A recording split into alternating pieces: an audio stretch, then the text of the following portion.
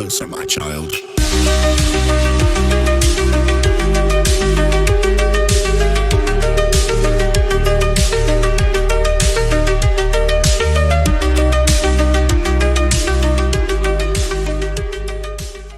What's going on, y'all? Back with another mixtape. Once again, I have Bryan with me. Heads up. And we have a return guest, our first guest ever, Paul from Understanding Conspiracy. What's going on, Paul? I'm good, thank you. Very good. Tired, but I'm good. Yeah. What Paul, time is it where you're at, bro?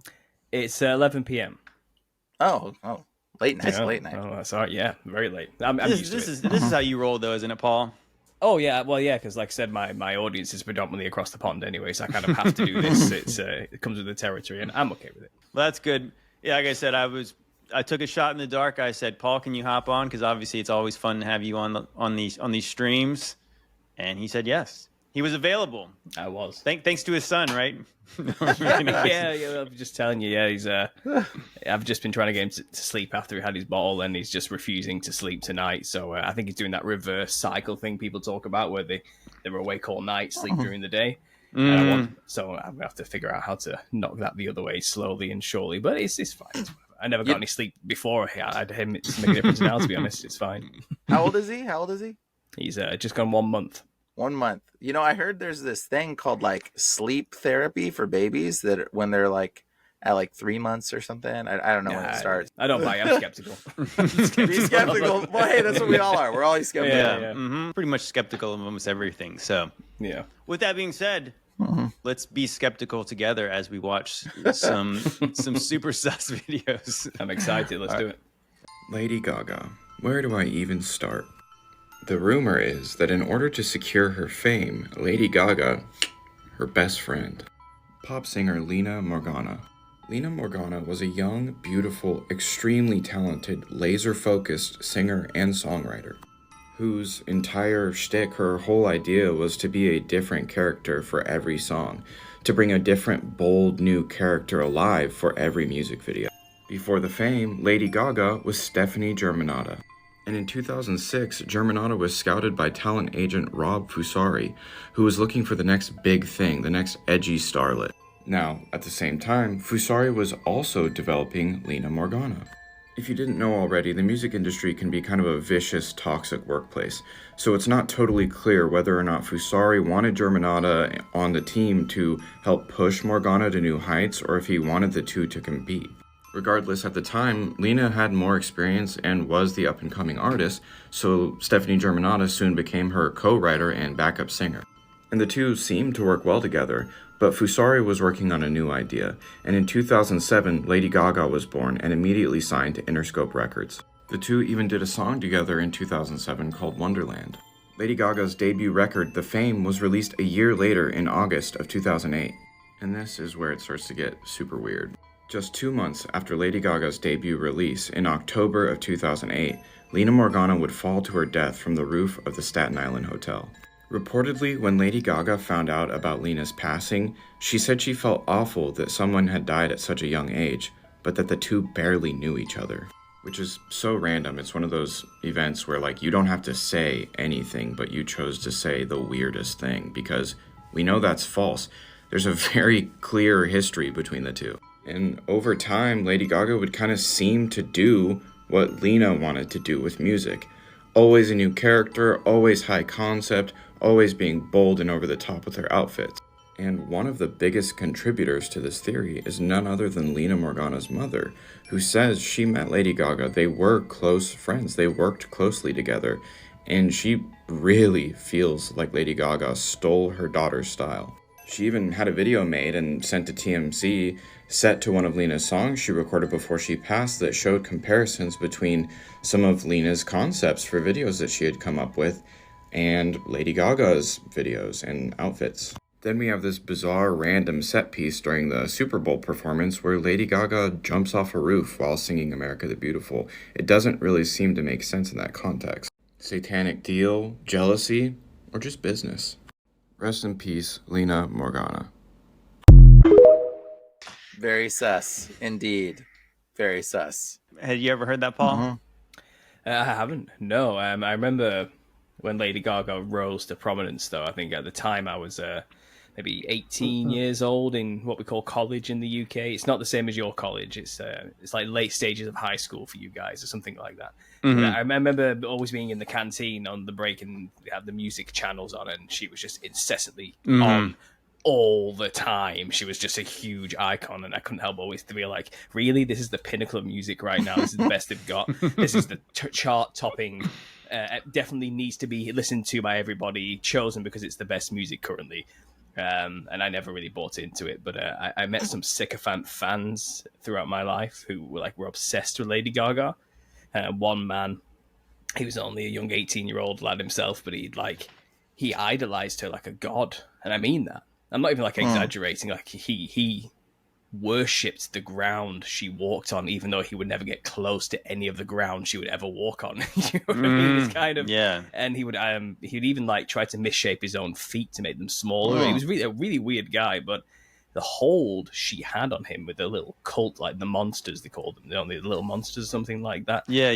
It's weird, but now I've heard that story, I'm starting to feel like, so we got the pound shop version, like the dollar store version of what we should have got, and she's kind of the real talent was taken away and the copycat was given to us, the knockoff instead. And that's why it's so terrible now. It kind of makes sense to me now. I feel like it's all come together, but I've never heard of her before. No. Yeah, no, I mean, I'd never heard of, was it Lena Morgana? Is that what they... Have you heard that before, Brian? Oh yeah, I've heard about this theory for a while, and I've looked into it a little bit. And so the interesting thing is, in the occult world and the celebrity world, they do oftentimes require for you to reach stardom a sacrifice, whether that be your mom, your brother, your dad, your friend, your best friend. A lot of times it's someone that you love, because that you have to sacrifice the person that you love. And so a lot of people are like, oh, I'll do anything to become famous. Will you really though? Because the reality is you have to kill someone. You have to kill someone that you love. And that creates enough trauma that allows the demonic spirit to completely control you and enter you. And so this is actually a trauma-based mind control method, and it's a ritual. So and it doesn't matter how the person dies, just as long as they die. Whatever method they die is irrelevant. People think, oh, they have to be sacrificed on a table with candles. And no, that's not how the ritual works. Demons just care that the person is dead by your doing. So that way the trauma can be induced for the demon to enter into you. And that's how you get agreements. I mean, Lady Gaga is not an impressive singer. She's not super impressive in anything that she's done. And it's just dude, there's not a single song that I can even think of that was they played it all the time on the radio, like you were saying, Paul. It was just all the time out there, but nothing of her songs did I even think were even catchy or something that I would like that song. They were annoying, actually, and I was annoyed by it. And so I just remember being this is so pushed on us, and her name and Lady Gaga all over the place. But it's very clearly an occultic ritual, and there's a video of what's his name, the dude that thinks the bees will get him, that he'll own the world. Oh my gosh! Kanye. Yeah, okay. He's gonna own the bees. The bees will get him. Okay. That was an odd description, but yeah, okay. Yeah, so you gotta watch him on Joe Rogan. I would have guessed based on that. Yeah, so Kanye West though says it in a video. They literally go Kanye. They're somebody goes up to his car and he's like, "My mom was sacrificed." Have you seen that video? Yeah. But that's how they try to categorize. They can't control me. You get what I'm saying? They can control Shaq. They can control Charles Barkley. They can control LeBron James. They can control Jay-Z and Beyonce. But not you, man. But they can't control me. You see, it ain't no name I won't name. Exactly. It's up. Not you. You know what I'm saying? And just for Minister Farrakhan, I love you, but the way you read that, I took that as a slight. You know what I'm saying? I'm taking no disrespect from nobody. So let's get on the phone and let's talk that out. I don't care who you are. I ain't taking no slice from nobody, right? I ain't taking no slice from nobody. It's God. That's the only person that I serve. My mama ain't here. My mama was sacrificed. Me too. You understand? Yeah. I'm Christian. Michael Jordan. What about him? His daddy, right? Bill Cosby, his son, right? Dr. Dre, his son. Out in Hollywood, a lot of people come up missing. Feels like it might be a lot of that in order to control, traumatize. They want to monetize and traumatize. That's what people often say that. I mean, obviously, if you guys look into it, death surrounds famous people. The celebrities, yeah. There's so many times where like you see a lot of these really famous people. They've had like tragedies in their lives where like young children and parents and weird things. And it kind of reminds me a little bit of the Black Eye Club, where it's like that kind of thing seems to be rare for most people. I mean, thank the Lord that like that's a rare thing, but with celebrities, really famous people, it's pretty common. They almost always have somebody like they, and like in that interview, what's his name? Kanye West literally says Michael Jordan, his son. He starts naming the celebrities. Michael Jordan's dad, or his dad, his dad. But he starts naming the celebrities, and he's like their son, their dad, their whatever, and like he's like they've all been sacrificed. He's like, what do you think that means? Like, and he was just like his mom. He literally says, I sacrificed my mom in a clip. And so if you look up the situation with his mom got a surgery from a doctor who left the surgery and was totally fine. I forget if it was like stomach surgery or maybe breast augmentation or something. And it was like totally fine. Everything was good, totally healthy and fine. And then like days later, she just died, and they blamed it on the surgery. But the surgeon is like, dude, it was not at fault. And he's like, Kanye can come out and clarify that I was not at fault. Everything was clean. Everything was good, but he hasn't done it. They interview him, and he even says it. He's like, why she died has nothing to do with the surgery. And he like is like insistent on it. He's like, everything was fine. She was completely well afterwards. Yeah. It kind of reminds me of like what I think it's a Michael Jackson. And then you have Joan Rivers, and they kind of go, they're like supposedly like routine type procedures. And then they get like too much anesthesia, and then they do not wake up. But the difference with this situation, though, is I don't know that it was because she was close to this person. It seemed like this person was supposed to be Lady Gaga, and then she wasn't. I wonder if, we're just saying allegedly, what if this woman, this young lady, was not willing to do what it took to be famous? And that's what happened to her. So it's kind of like that. We can make anybody Lady Gaga. Do you want to be Lady Gaga? And it's like she was not willing to make the sacrifices, so then she became the sacrifice. It's like an Amy Winehouse situation. Do you remember the video that was leaked? Well, I say leaked, but it started to surface not long after her death. She's doing remember that one. She's doing an interview, I think, and it's like a morning talk show or something. And she's talking about, these producers kept coming up to me and they kept trying to put me in this pyramid shape. And I was like, no. And she's basically saying she's refusing to do what the directors were telling her to do. Managed by the company you look after S Club 7, you used to look after the Spice Girls, Simon Fuller. Have they tried to mould you in any way, though, if people ask you to do things to change the way you look or speak or behave? Yeah, one of them tried to mould me into a big triangle shape, and I went, no. Mentioning specifically, put me in a pyramid shape, and her saying no. Like she just admitted that, and then she was unalive not long afterwards. So it's kind of, it's kind of, look, if you sign the contract and you make a deal, you do what they say, or either you're an asset or you're a liability. That's how the music industry views these people. And that's why you have rock stars playing until they're like 95 years old on stage. It's like, don't you have enough? Just retire already. Go and enjoy your grandchildren, please. Stop it. And you realize they can't stop because they know too much. Either you're an asset or you're a liability. If you retire and no longer are contributing to their industry, then you're just a problem. Like you know too much, right? You've made sacrifices. You've witnessed. You've been to the parties. You yourself have done things, and it's kind of what if you have a moment of conscience in your last days? And you write a memoir or something, or it's kind of, we can't have that. Either you're working with us, or you're no longer with us, and it's kind of your time's up. Maybe that's a part of the contract. It says for as long as you work for us, you remain alive. As soon as you stop working for us, we will kill you. Maybe that's a part of it. I don't know. Makes Maybe total it is, sense, bro. It's because it is a case of, you've seen too much. There's no way we're going to let you continue living once you stop being a useful asset to our programming. Because that's all these musicians are. They don't write the songs. No.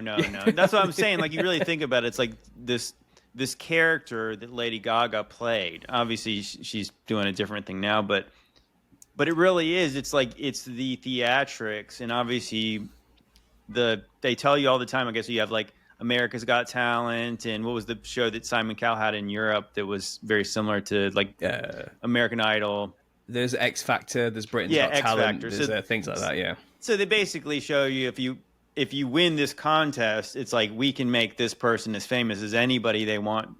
You know, people like in America, like you have like Kelly Clarkson, and you had what's her name, the other one from what's the country singer? I forget her name, but you guys know who we're talking about, Carrie Underwood.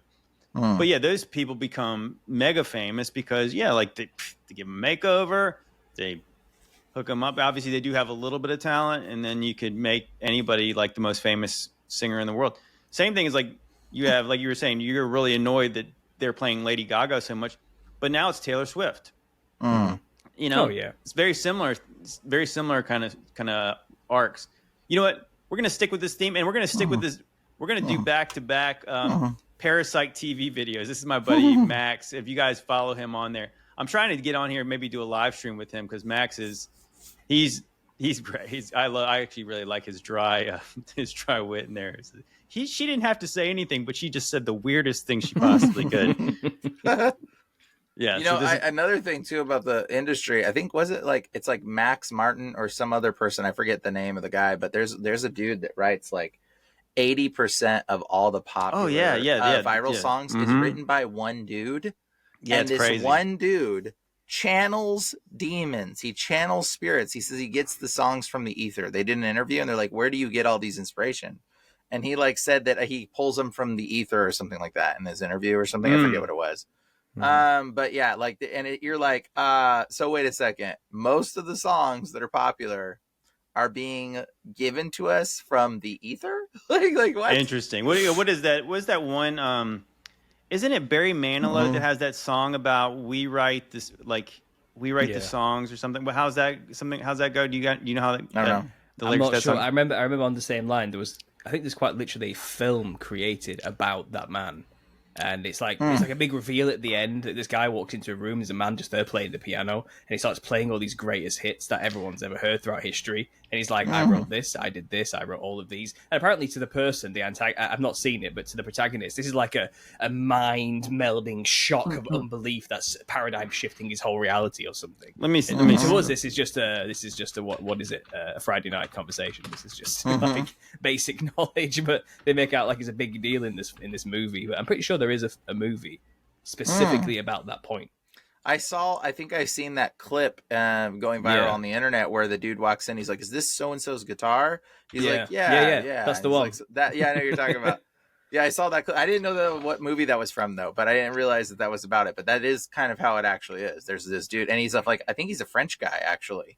Yeah, I don't even think he's like, I don't even think he's English or like speaks like English as his first language, but he's like writes all the songs. Hey, so well, don't they say Lady Gaga writes everybody's songs? They actually do say that she does write her own music, but I mean, obviously, like you might have like somebody writing it with it. But look, check this out.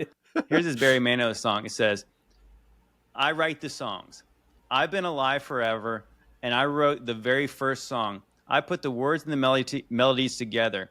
I am music. I write the songs. Oh, I write the songs that make the whole world sing. I write the songs of love and special things. I write the songs that make young girls cry. I write the songs. I write the songs. My home lies deep within you. I got my own place in your soul. Now I look through your eyes, I'm young again, even when I'm very old." I write the songs. Oh, man, it says, "Oh, my music makes you dance. I give your spirit to take a chance. And I wrote some rock and roll so you can move. Music fills your heart well. That's real fine place to start. It's from me. It's for you. It's from you. It's from me. It's a worldwide symphony."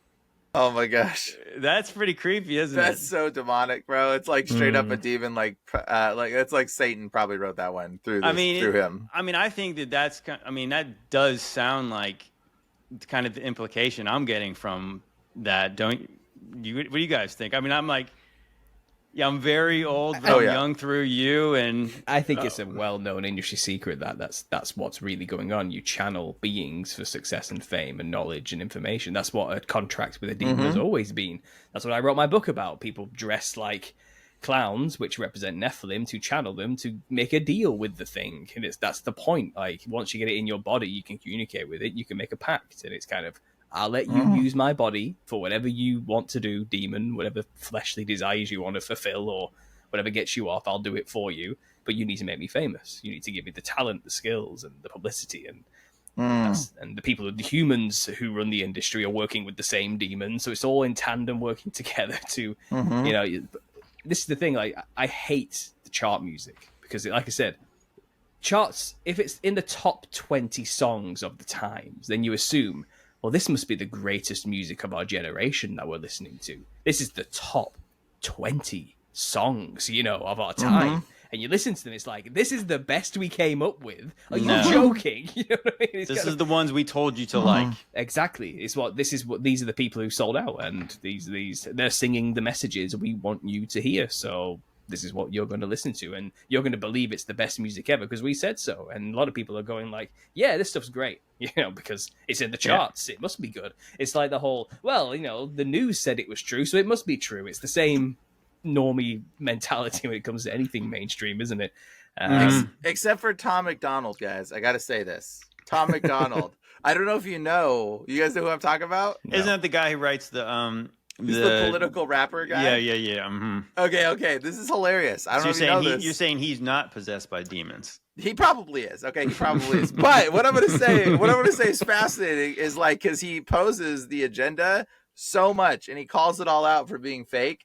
And they literally, Apple removed the top iTunes chart list because he kept making it to number one. And like, he doesn't have a label or anything. He's just making his music and he's just like saying what he wants. And he's like saying very like true worlds. And it's resonating so well that it's like made it to number one on the charts. Like Apple. He's a bit profane though. He is, but I think it's comical that he like literally, they changed their chart system for what they deemed number one in views because he kept like blowing it up with every song that he would release, which I just think that's hilarious. Well, what's interesting though, just to go back to that song, I Write the Songs, it's like Barry Manilow. Isn't that kind of weird? Like, cause like if you guys know what he looks like, it's just like that guy. Like, I don't know what he looks like. You never seen, let's look up a picture of Barry Manilow. I mean, I guess we'll have to just do that. This is this guy. He looks a little Jewish, maybe. That's where you're gonna go? I mean, I'm just saying. I mean, just look at this guy. He looks a bit dead in the eyes to me. I mean, he's definitely somebody else is probably looking through you in those eyes. Yeah. It looks like he's seen some things. Yeah. That being said, I want to play, because that kind of gave me, like, the way it's written, the way it's like, you can hear like this other voice talking, and it's like it's definitely not Barry Manilow's voice. Check out this. This was I'm gonna play one of my videos that I did. I saw there was this Madonna thing. Check this out, guys. Check this out. Watch Madonna tell you she's possessed by demons without actually saying she's possessed by demons. And yes, I said demons plural. They call me the Queen of Pop. I know it's a compliment, but the monarchy is in the past. I am not. I have no age. I'm all ages. It's not about who I am. It's about how many I am. Count my achievements, not the number of years I have lived on this planet. I'm always reinventing myself so that I can keep being myself. I think the most controversial thing I've ever done is to stick around. I have seen many stars appear and disappear, like shooting stars. But my light will never fade. Not everyone is coming to the future, but I am. I'll keep going. Today, tomorrow, and the next 100 years. Did you guys read between the lines there? She's ageless, she's many ages. Demons are ancient and they're dead, so they really don't have ages. But the main thing I really noticed was, it's not who I am, but how many I am. Guys, that straight up sounds like the demoniac from the Bible. Do you remember the man who was possessed by many demons and his name was Legion? Is Madonna saying she's possessed by a legion of demons? Yeah, probably. Anyways, there's a lot more there, guys, but I wanted to see what you guys caught. Hit me up in the comments and let me know. She doesn't even hide it very well, does she? That she's quite clearly satanic. Like, I mean, you know, it's funny. I had continuously dressed like the devil. Like, exactly. like all the time. I don't know. I mean, obviously, I hadn't seen that video in a while. I mean, I can't remember when I even made it, but I was like, it was kind of giving me the chills, even just like listening to her say that, because it was just, it's so like on the nose of like, this is what a demon would be saying, or if not literally the devil, the way it comes out. Mm-hmm. How many people listened to that and thought, God, that's so profound. She's a poet. Yeah. She's a poet. Like, wow. What does she mean? Not everyone's coming to the future, but she is. That's weird. And then she goes like, I am, then pauses for a little bit. Oh, yeah. Kind of, oh, yeah, I see. You know, well, the Antichrist spirit runs strong, doesn't it? But the thing is, like, there's like carbon copies of Madonna all throughout the music industry that do just what she's doing. She's just the oldest. This is going to be a replacement for her in no time. Should we watch a video about the newest? Yeah, go sure. Maybe not the newest, but like obviously maybe kind of her heir apparent. The alleged Queen of the Illuminati needs no introduction. Beyonce made headlines and sent theorists into a frenzy when she famously froze up at a basketball game, many claiming this was a sign of her conditioning or brainwashing, as we see many celebrities freeze up like this. Or maybe she was just bored. All jokes aside, almost every Beyonce video, appearance, and performance is heavily influenced with occult symbolism, such as the triangle representing the all-seeing eye, like the time when she came out and made this symbol at the Super Bowl and the power blacked out. Or goofy threads I found about Beyonce turned out to be a little creepier than I first thought. I found a video claiming to show her shapeshifting into a horrible demon-like entity, which I thought of course was doctored video, but I was actually able to find the original poster of the video, a superfan that had simply uploaded her POV of the performance.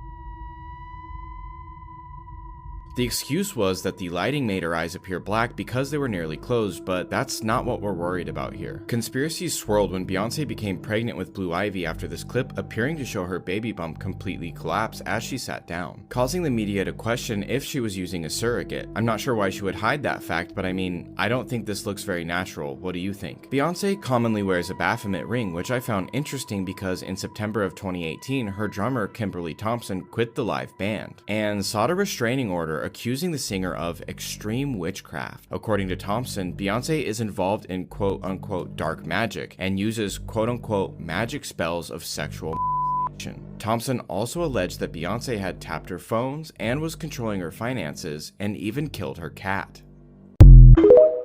Dang. On that as well, I think there's another thing. Is it Sia, the musician Sia? She always has the black and white wig on, covering her face and her eyes. Yeah, Sia. And she always just pulls that silly face with the lips. SIA. Yeah. Yeah. Okay. I think if I'm right, I could be wrong, but she claimed Beyonce had kidnapped her and was forcing her to write songs for her. And like in a proper like satanic, brutal, horrible way, and she like encoded the message in like a post she put up. It's like the first letter of every word. If you put them all together, it says something like "Beyonce kidnapped me," like quite literally. It's something really. I think it was Beyonce. Maybe I'm wrong. Maybe she was talking about another witch ghoul who rules the music industry somewhere else who did it. But yeah, and I also remembered, wasn't like a weird kissing ceremony on stage involving Madonna? Oh yeah, the very famous like MTV Music Awards, and it was Madonna kissing both Britney Spears and Christina Aguilera. I think everyone was saying it was like a Passover, like we're passing on the torch to you guys. But then they kind of faded away, those two, Christina Aguilera and Britney Spears. Now Britney Spears is insane, posting the craziest things ever on TikTok and wherever it is. Well, you know why she's like that? Oh yeah, she was heavily abused, wasn't she? And she's so most likely. That was like at a certain age, bro. She is frozen in time at the age of like 13, bro. Because no, I think it's 5 now, Brian. We just did a video the last time. Oh really? She's 5 years old now. Bro, the thing is, it's like she got frozen at a certain point because what happens is like she had been indoctrined at such a young age. The demon entered her at that age and has been living vicariously. No, not vicariously, living her life for her. And whatever demonic spirit was there living her life left. And so she had been basically retarded, not like literally stunted. And like her her brain and all the experiences and everything was stopped. They were halted at the age she probably started getting molested at. And like whatever spirit entered her had been living through her. In fact, there was somebody that did a video collage of like her all these interviews. They put together her interviews and they're like, what's your favorite ice cream? And she's like saying different stuff in different interviews. She's like, what's your favorite thing? And she's like, this flowers are my favorite flowers. And then it's that flowers. And then it's like, she's like all over the place, like totally different responses that don't even make any remote sense. And you're like, okay, here she's saying she hates this. Now she's saying she loves that. And it's like, okay, something is not adding up. And it's like at times she seemed intellectually sound, but now when you look at her, she seems like a 5-year-old or whatever you want to say. And I mean, like, but that's because whatever spirit was living her life left her, and now it's left her to her own, back to her own self. And her own self is where she was halted at when the abuse started. And that's oftentimes what happens when these spirits that take over certain people to some extent, like leave, like the person will go back to this unresolved state where the spirit arrested entered. Development, I think, is the word. Stuck in a limited capacity. And that's interesting. I've never considered it that way, but yes. But what if it's possible MK Ultra fracturing as well? She might have multiple personalities too. Yeah, the MK Ultra is the process of interjecting. So we could explain it through an MK Ultra perspective as well, but it is the process of putting a demonic spirit, and that's what the alternate idea, the altars are. Like when we pray and cast out demons, like people have, there's alter personalities that will come out of people, but they're just demons that have been living that person's life. And when that demon leaves, all that you're left with is the human and like their soul and their spirit at that moment. What if potentially though, that's really not her anymore? Because have you seen the one possibility? Have you seen the one video when she was doing some kind of dance and she kind of like flicked her hands over her face, and you could just like, some people slowed it down and you could kind of see like it was a different person. Yeah, like it wasn't her. Is this video on Britney Spears' social media actually a different person pretending to be her? We came across multiple different theories, including that this is a green screen background, even though Britney has taken multiple videos of this spot for years, and you can clearly see the background changes. Then there's this one. Somebody's been using a filter to look like her, and I'm about to prove it. Which is weird since, as she points out, this is a blue-eyed person. And Britney is not.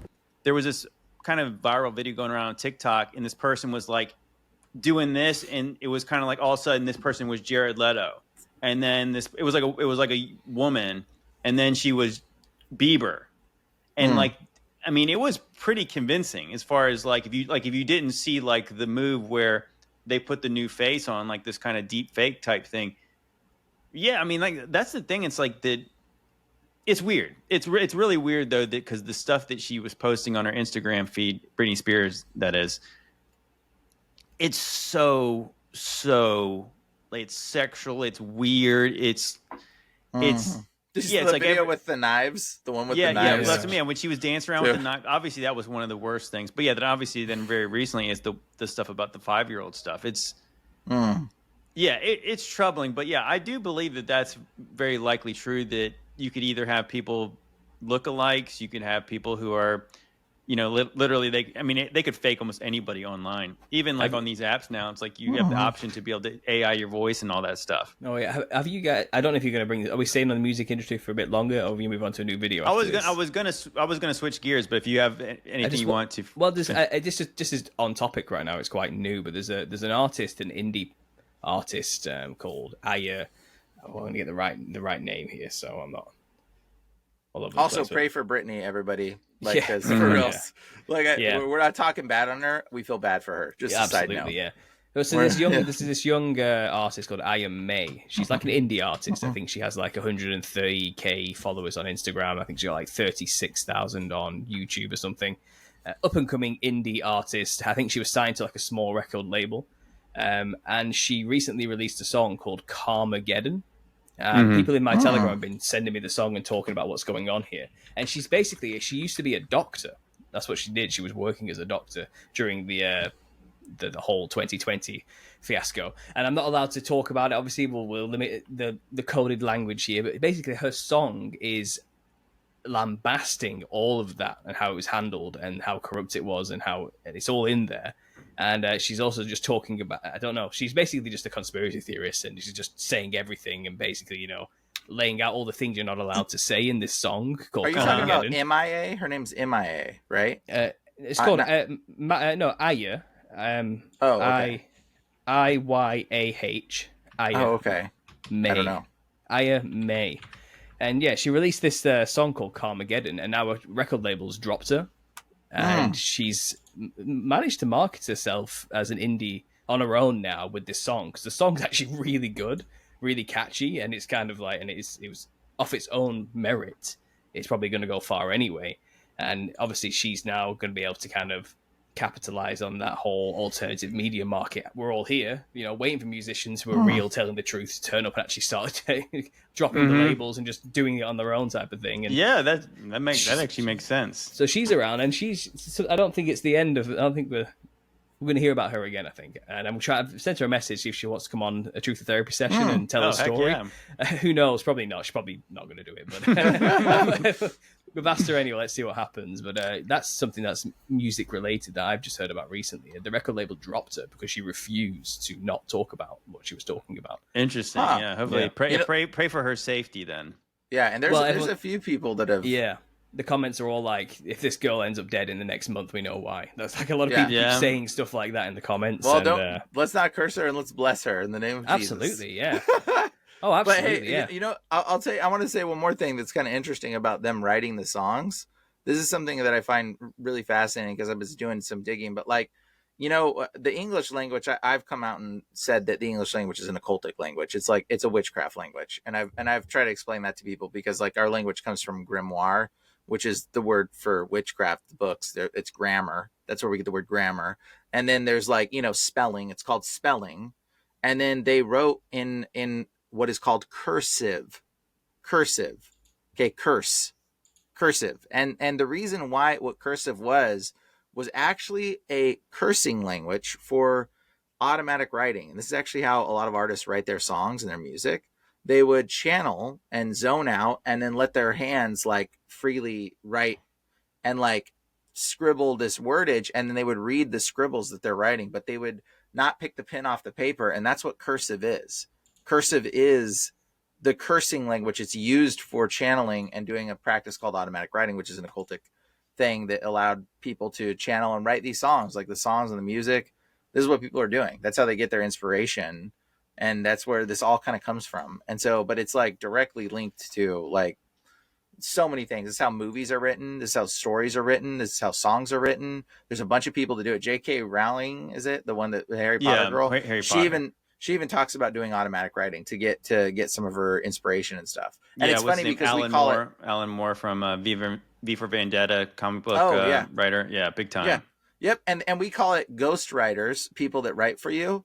But it's funny because ghostwriter. That term does sound really right? about it like that. Yeah, ghostwriter, but it's a demonic writing. It's demonic spirit writing for you. We call it ghostwriting when other people write for you, but really, if you're channeling, you're a ghostwriter. I don't always think musicians know they're channeling as well. No, they don't. Because I'm a musical guy. In fact, you can't quite see. I've got a piano right here next to me. I've got a guitar. I play quite a few instruments, and I used to be in a I wouldn't say a popular band, but I played some music with friends, when we wrote our songs. And I had moments, this is way before I was saved. I was a young kid, 17, 18, 19 years old.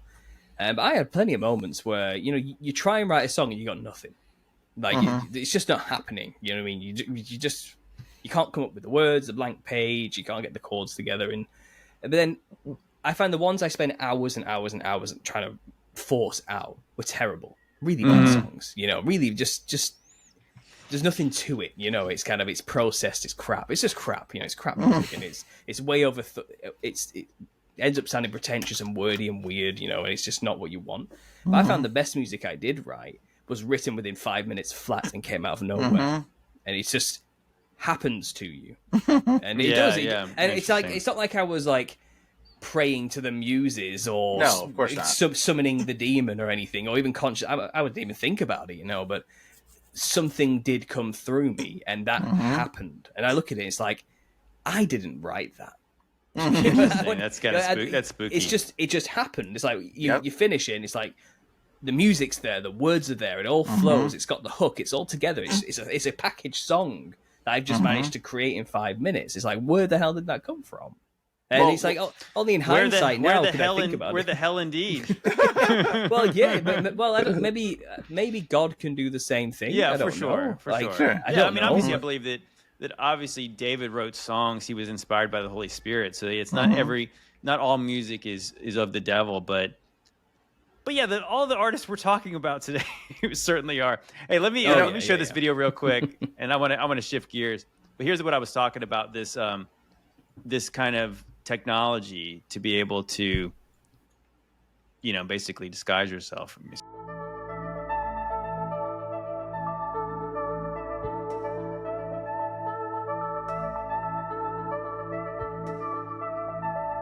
That's but you see like how that is. I mean, like that certainly seems like the same kind of technology, and that person swiped something across their face, and just in the same way, like I said, Britney, she did this thing where it's like she did like that, and you could kind of see like whatever kind of AI generated face was overlaid on top of hers kind of broke up when if the conspiracy theorists didn't already have trust issues, like they're not we're gonna get accused of this now. No, yeah, well, dude, it's so funny. Even I've had times where I edited my video and I just I took out a little mistake, so there was a little bit of blip. Oh, he's AI. He's actually not even really there. I was like, oh gosh, you guys. We're gonna have to do some weird reactions to prove that we're human, like in some regard, like maybe like pick our noses or doing something totally unusual. I've met people in real life. They know that I'm real. Okay, let's go to the next video. I want to actually this is a rare time we have somebody send us a video, and I thought this was a good one. Doesn't make any sense. 400,000 tons of rock excavated and moved out of here to leave behind the craziest temple ever in human history. Oh, well, I'm sure there's a big deposit of rock somewhere. There's no rock to be found anywhere. No excavated rock has ever been discovered. This is also just one thing of like a huge network of caves called the Ellora Caves. This place literally rewrites history and archaeology as we know it. I know you might find history boring, but that's just because you've been taught wrong and you've been taught boring shit. Now, to chisel basalt rock, you need a chisel strength 6 to 7 times stronger than basalt itself, which only really puts 2 chisels in the category of being able to be used for this. Tungsten carbide chisels, which funnily enough weren't invented until the 1800s. Diamond tipped chisels, which also weren't really created and widely used until the 1900s. So, how was this place built? This place just doesn't make any sense. Yeah, it's pretty cool. That place is fantastically. There's so many mysteries about that place over there. I think it's in India, and that temple is just so. It is very. I mean, obviously, this is the stuff that we kind of got me into, like doing the stuff with the ancient angels and the mysteries of the megaliths, because it's like, what in the world am I even looking at? Are you telling me did these people like kind of 3D chiseled down a mountain? And that, like, it's all one piece. So, like, literally, they carved out temples and different structures. How? I mean, like, how could you be that precise? And obviously, all the details in some of these temples in India is unbelievable in itself. But the fact that you, like, how could you do that without making a ton of mistakes? Like, you know what I mean? It feels like that you would need almost like a 3D, like, printer. You know, like you need like some kind of machine that just knew how to level. It looks like it's been lasered out of the ground in like a 3D printer style. Like I said, layer after layer after layer has been like burnt away, creating more of an image. And it seems like it's stopped, like something halted the process. You kind of just left with this temple that looks unfinished on the ground. You'd think if you're going that far, you make the floor look a bit more ornate, but there isn't. It's like flat. It's just like solid flat line with this beautiful temple on top of it. I think they have the hanging pillar in that temple too. I think that's the pillar. Is that the one that you can spin? Yeah. No, the hanging one where they can run a sheet underneath it, and it's a pillar that looks like it's holding up the foundation, but the bottom of it isn't even touching the ground. So it's like you can actually see if you can look that. Like, see if you can look that up. I'd like to see that. The hanging pillar. Yeah, I know what Paul's talking about. I've seen that one where like literally there's ornate looking columns and things that they actually move. It's like. But they're like really complex and they move within each other, and they're like, I don't know how to explain it. They kind of like meld into each other, and it's unbelievable. Like, it is, I don't believe it. Yeah, right. You're right. I mean, it literally is. It's unbelievable because it's like we cannot even process how stuff like that could have been done. When was it done? I mean, I'm not sure if this was the days. No, I really don't know. I mean, I think a lot of times when we think about megalithic things, that's what I guess it's kind of easier just to put it in the days of Noah because I have no idea. Oh yeah, look at that. Yeah, so I don't know if this is exactly the place, but you can look at a sheet underneath it. Yet somehow this is carved, and it looks like it was carved into the structure, but yet it's hanging. So it was carved out of the solid rock. It wasn't carved and then placed and things built on top. Yeah, that's so ridiculous. I mean, it's just They look like unreal. enormous machines, don't they? They look like these are like turbines that spin or something. Or I don't know what it is, but the Indian temples, yeah, they look it's functional. Crazy. They look was this the work of the functional. Aryans? Yes.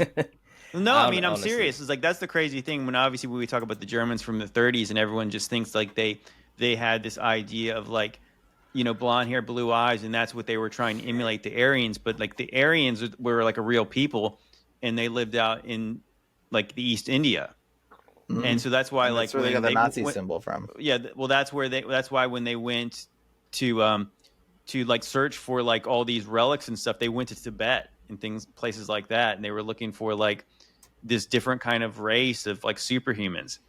Well, they have the things called the Vimanas, don't they, in Indian lore, and it's the chariots of the gods, and they're literally flying saucers, giant floating buildings that look like bells, like bell shaped, and they basically float and fly around. They're like flying fortresses in a way. What we would call today a flying saucer or a UFO in a typical metallic sense. So it makes sense that we have the Nazi UFO phenomena as well, the anti-gravity technology that was all going on during that time. It seems like they were probably trying to recreate these Vimana flying bells from India of some kind. Again, Aryan race, Indian history. I mean, I talked to Gary Wayne about this. About where do the Hindu gods and Hindu history, where does it fit into the narrative of the biblical cosmology and the biblical history in general? He thinks it predates our creation. He thinks these are from when the gods ruled the earth. Is that in the gap theory? He thinks, you know, that the God hovered over the earth and it was formless and void. He thinks it was made formless and void by the gods before. It's basically a reset, you know what I mean? And it's kind of like God then did it again and created us and made, you know, the whole 7-day creation after these beings did all this in some way. But I don't know. I mean, yeah, that's his theory, you know what I mean? I don't buy that gap theory stuff. We actually I saw a really interesting video, and I think maybe on Ancient Angels we'll have to break this down. Michael Heiser did a really great video about like just destroying the gap theory. There's just, I mean, it's like you're reading between the lines in like a too much of a way because like the stuff they're saying is just, there's just not a lot there. Somewhere though, seems to be a war of the gods that took place. See, that's even in Indian Hindu religion. Oh, sure, yeah. That's I guess that's the thing. It's like that. I do believe that it's biblically. You can even see like that on day 4 the stars were created. The stars are the angels. You know, so those are your celestial beings. And so whenever that could have happened, I mean, it could have. I think obviously if angels and things were battling and doing things like that, if they were battling in the heavens, you wouldn't even see it. Like, you know, but you might feel the effects on the earth. I think they talk about the weapons they have though being like nuclear powered. I would say that's more likely Nephilim type stuff where it's like maybe they had battles because they were like the god kings. And they likely did have, you know, maybe antediluvian times they did have, you know, more like literal, like magical type powers.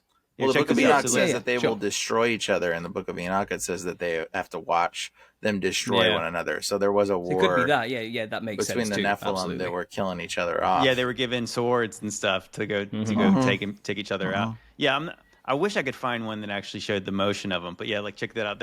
That stuff moves.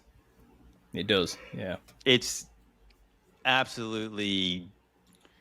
How? They're like engine pistons, don't they? Like yes, it does. It looks like this, and obviously how these patterns. It's just like it really makes no sense if normal people are doing that kind of stuff.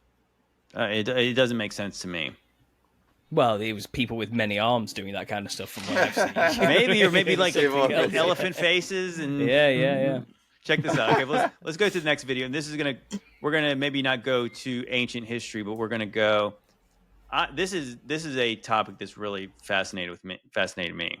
The demolition of Penn Station was one of the most embarrassing architectural blunders in NYC's history. The Pennsylvania Railroad Company painstakingly acquired 304 separate parcels of land spanning over 8 acres in Midtown Manhattan to build the largest indoor public space in the world in 1910. The architecture firm McKim, Mead, and White designed it in the Beaux Arts style with many design nods to classical Greek and Roman architecture.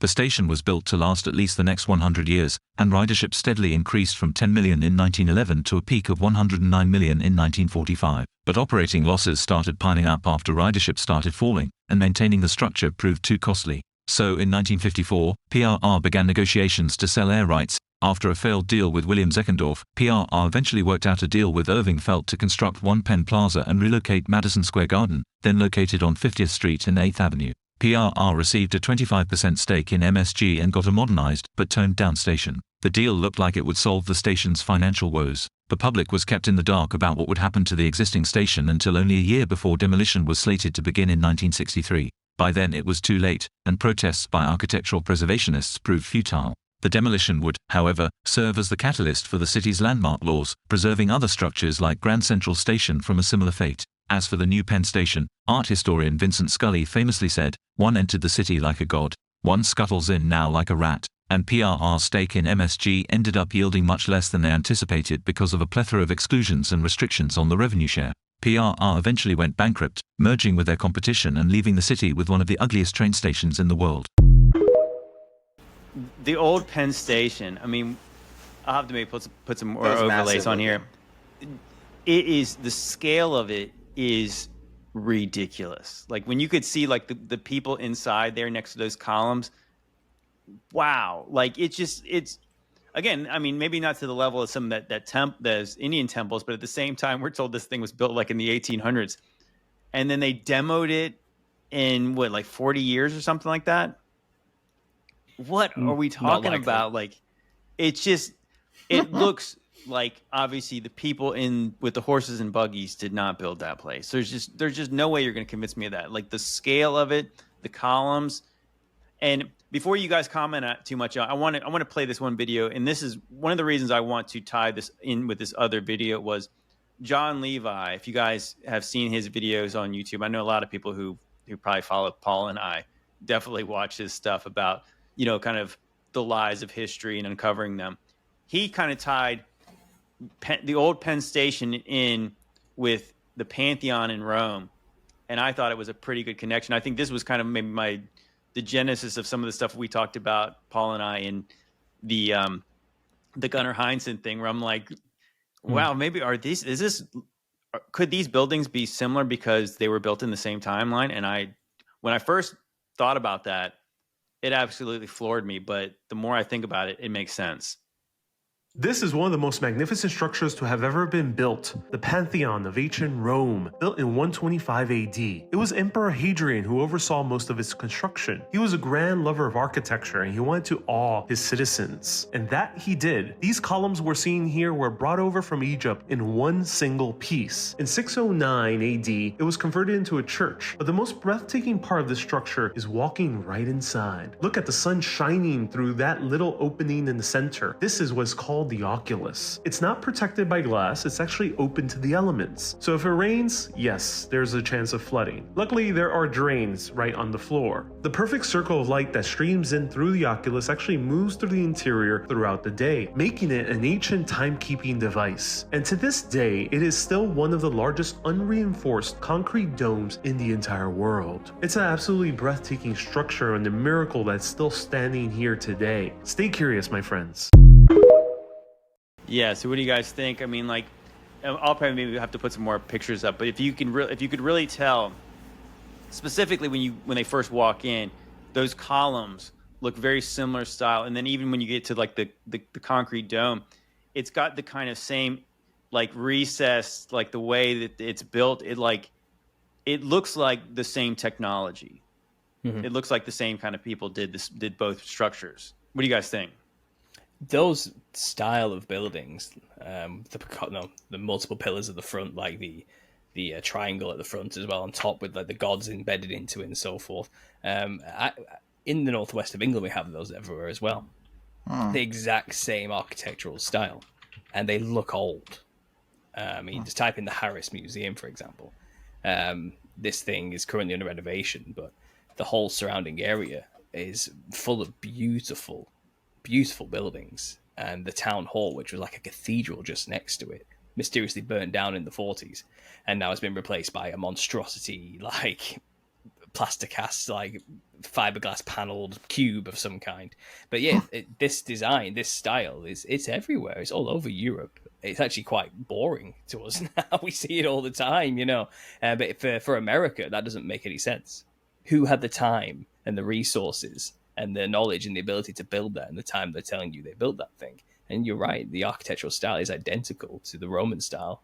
It's the Parthenon. It's identical. You know, there's no difference whatsoever. And they'll say, "Oh, it's a Renaissance style." That's what we always hear, isn't it? You know, it's like, exactly what I was thinking. No, they built it in a Renaissance style. Of course, that's what they did because why not? I mean, it looks so cool in ancient Rome, so let's just do that. Like, you know, I mean, how crazy does that sound? Never mind, we're supposed to barely just be trying to survive and build our own lives to begin with, and we're suffering from, like serious, like battling the elements and the rest of it. According to your narrative, it's like, who's got time to build this thing? Look at all the space as well. Look how tall it is. It's like, what's the practicality of all that space? Oh my gosh, that's an epic building. Then you find out, you know, when you actually get utilitarian about it, you get that other station, the replacement that was in that video. This very low level, built for purpose train station, or the worst looking train station in America. You know, ugliest sin. But when you're just trying to be practical, that's what things look like.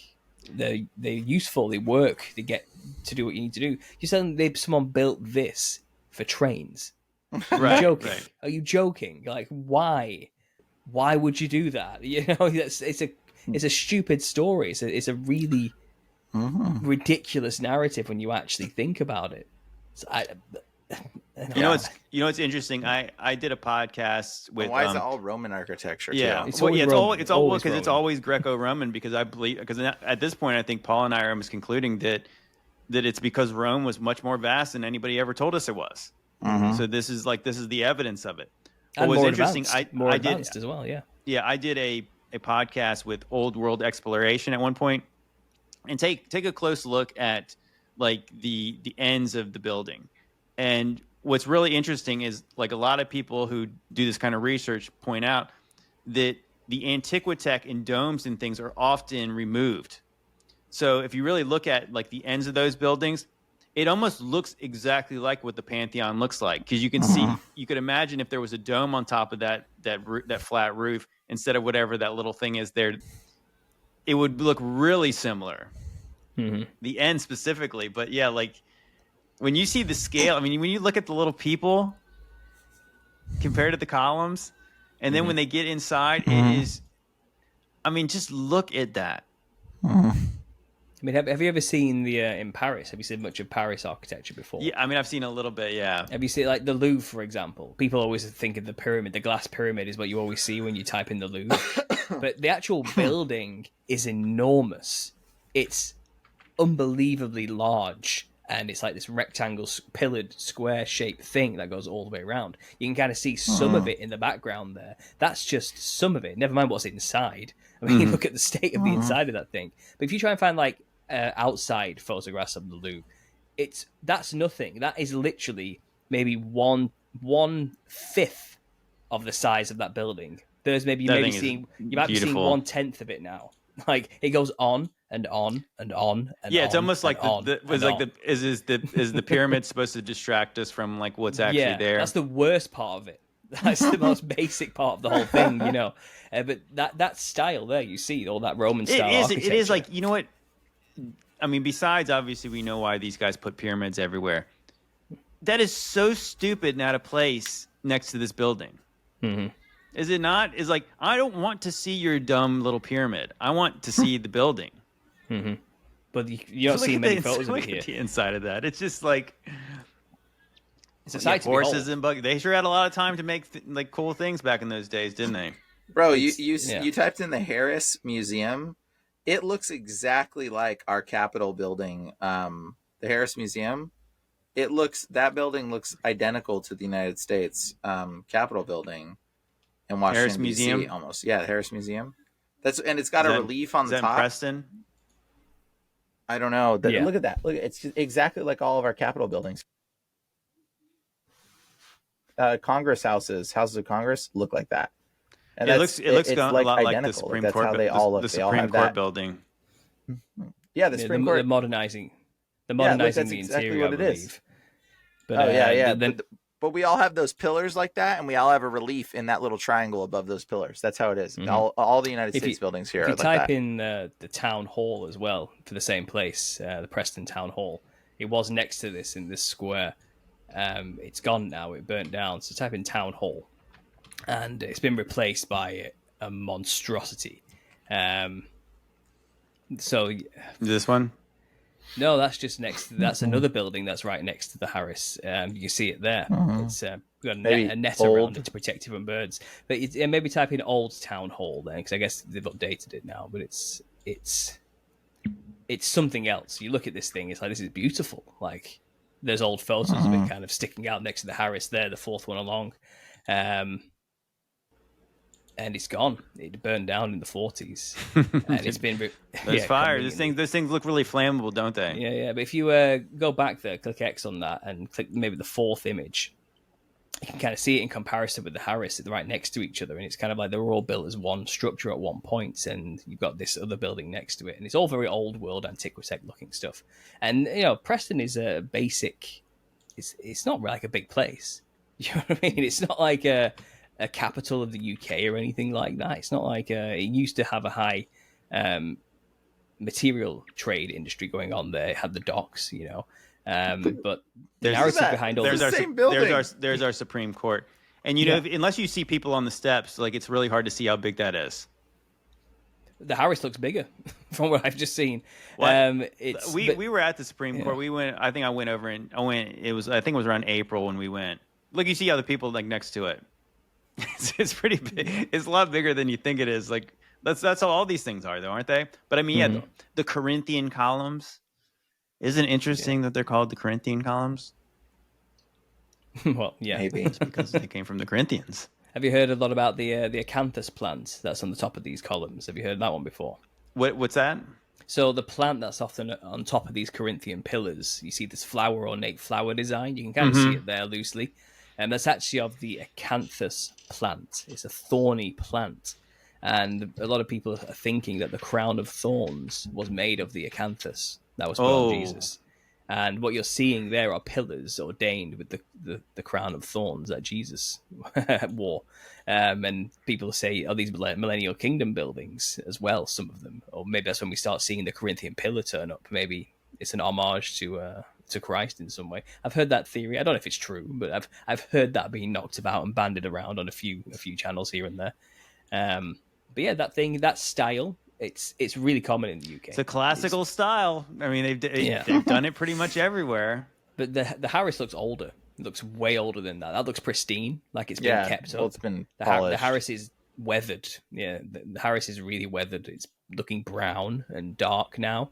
That looks white and pristine to me. So I don't know about the age difference or when they were built or what was going on. But, I think, I do think it has a lot to do with how they're kept up.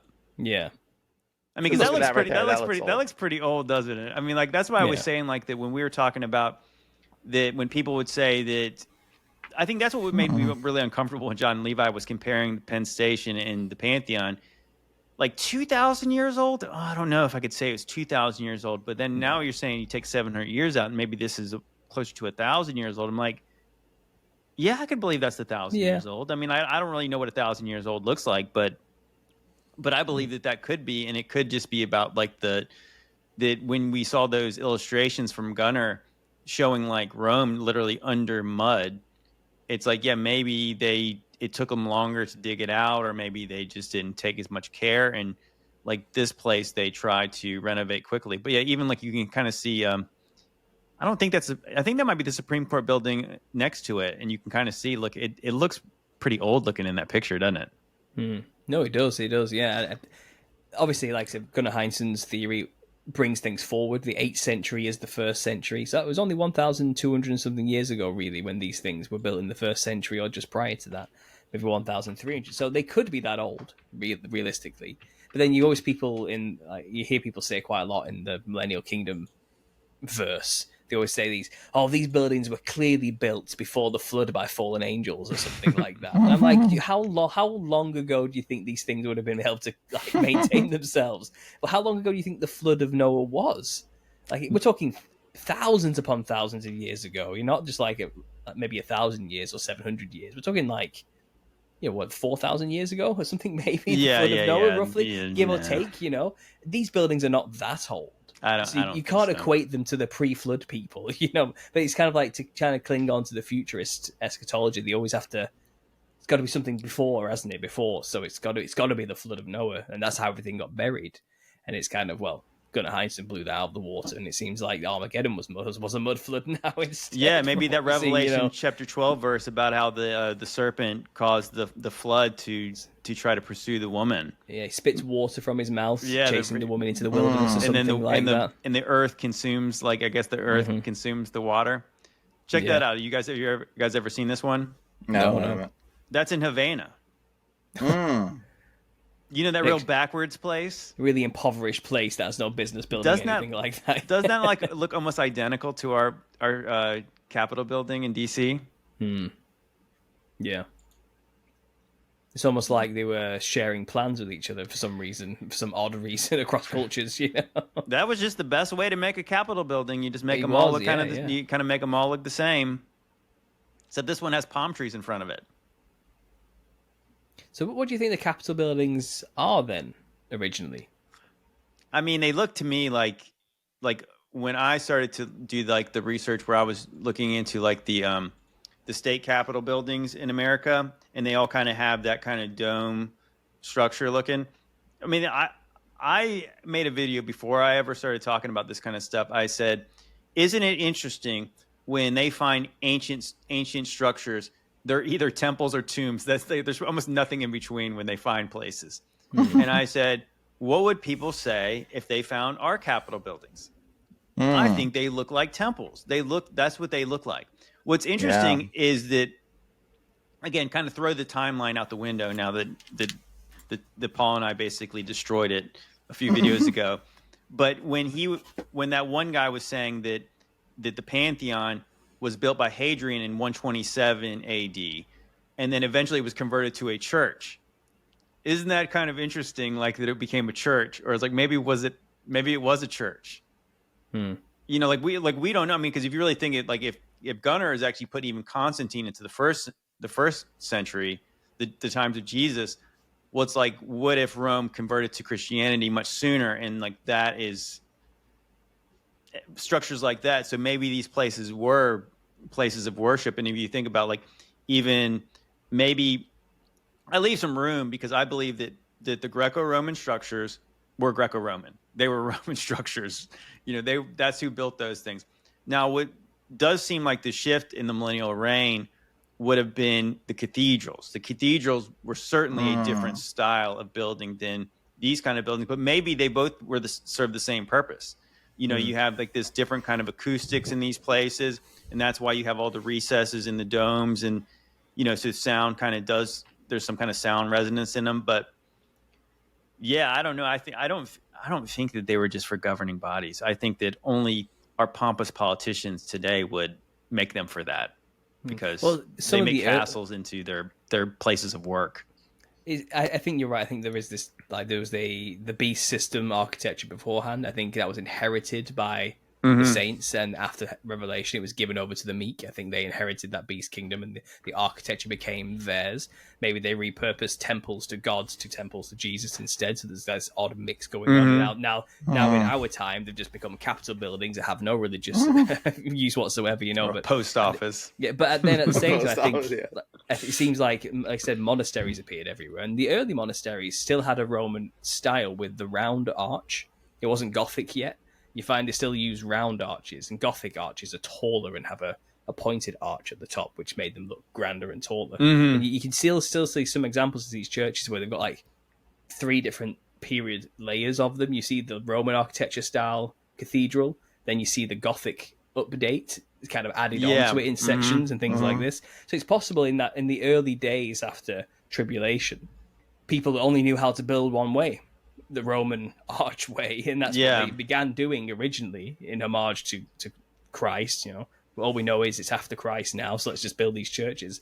Then it's possible as time went on, they were taught a new style, a better style. The Gothic style almost appears to be like, it almost reminds me, I don't know, maybe I'm just spitballing here, but it almost seems like if you took the Indian style of temples and then you took the Roman style and you kind of can merge them together, you might get something like the Gothic ones where you have like kind of arches and domes, but they're real sharp edges, and it's like, they're just they're antennas. They seem like definitely the Antiquitech is like really strong, but like even if you go inside, like here's a good example is like when I was in New York City, I went to St. Patrick Cathedral. Check out that. I mean, so that's in New York City, and it's just like, tell me that thing belongs there, you know? And like, so then you go on the inside of it. Wow. I mean, look at the inside of it. Dang, that's crazy architecture. That is so epic. Yeah, when I walked in there, I was just like, because like I said, I'm in construction, and I walked in, I said, how? I mean, it's funny because with horse and buggy. A lot of the work I do on a day-to-day basis is like estimating jobs. And, so you get plans and blueprints, and you would see like, and then you would say, well, how long would this take a couple guys to do this? And then you see something like this, and it'd be like, how could you even begin to put a price on what it will cost to do this? You know what I mean? Like that, it's just, I mean, obviously at this point, you'd have to conclude, based on what I would say, is you could not put a price on it, because it's like, this is priceless, because there's no one who could do this.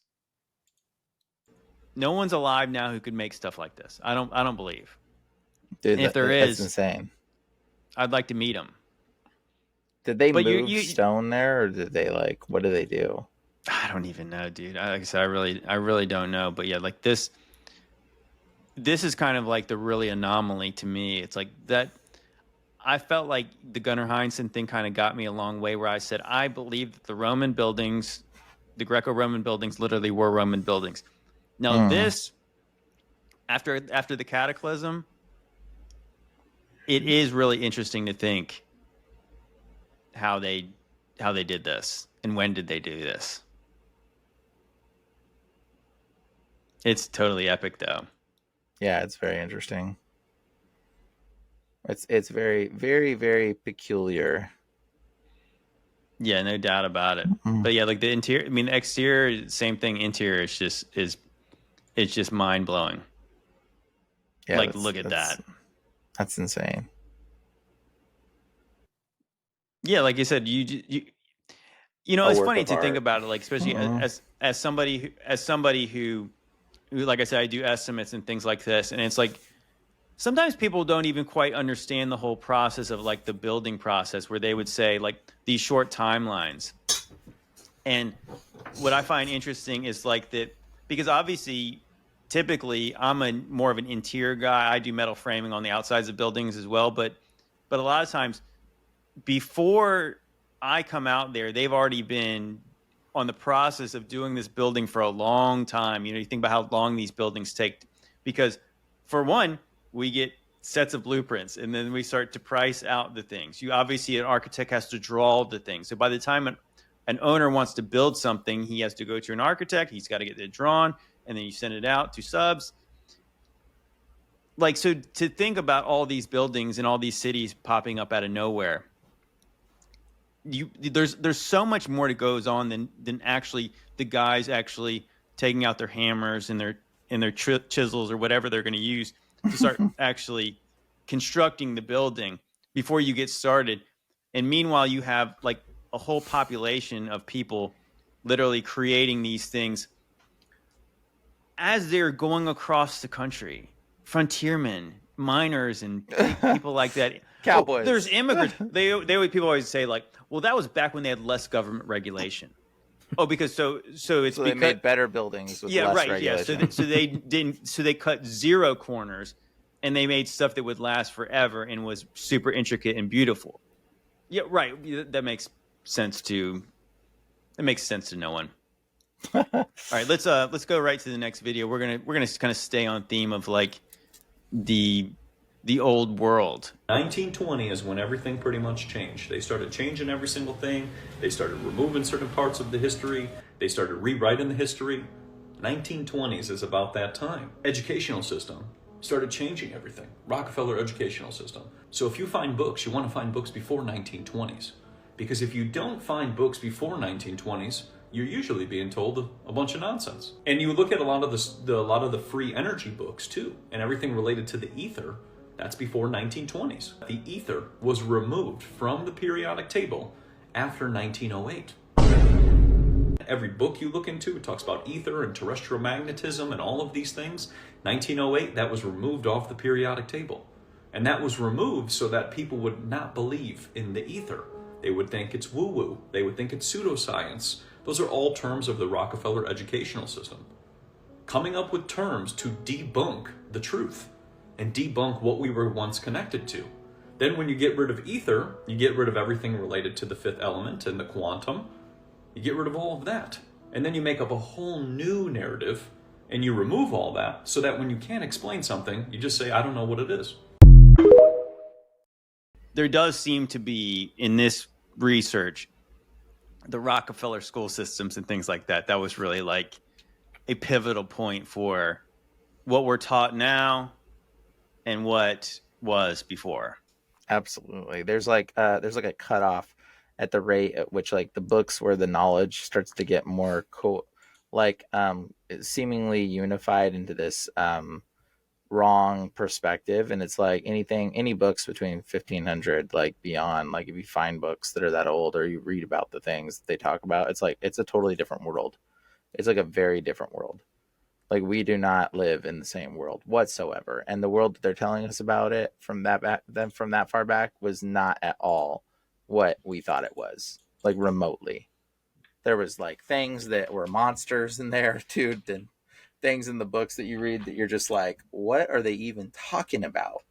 Dude, just reading Josephus's writings, you're like, what kind of a world did he live in? Like, and it's very obvious. Like they let some of the things slip through the cracks, but the older you go, the knowledge shifts and there's like a change in perspective and reality of what exists to this boring sort of, reality that we're operating in now that is like so muted down and like so watered down.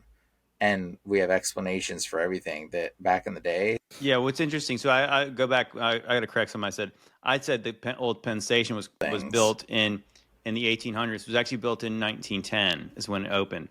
What's interesting to me, I was looking at the dates because I'm thinking like, so this is right around this time, right? Like when the 1920s is what he's saying in this video.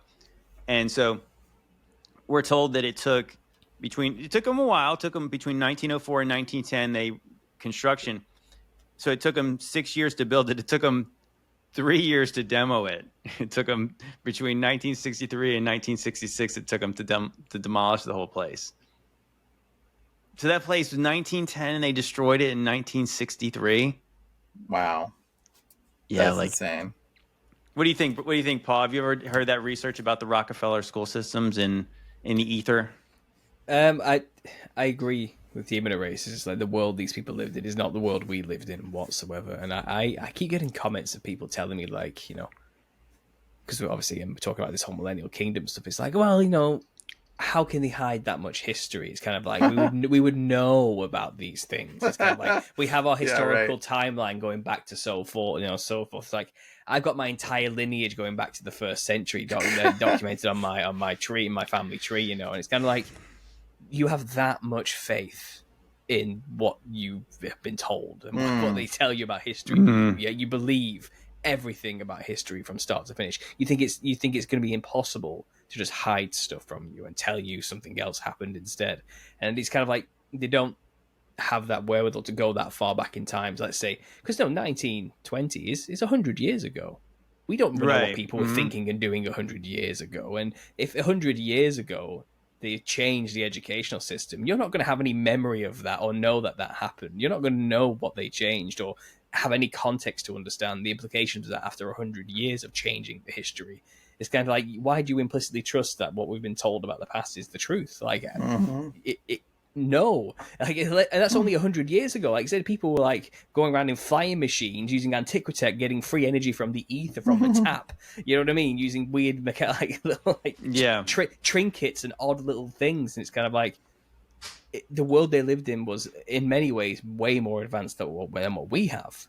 And their understandings are far trippier than what we understand today as well. Like, say, quantum stuff, they understood about pulling power from the air in a way that we just don't comprehend. We have to burn stuff. You know what I mean? We have to move turbines. We have to create friction. We have to create the energy to harness the energy. But they were just getting free energy from wherever they wanted. And it was around similar times. When was Tesla? What time was he around?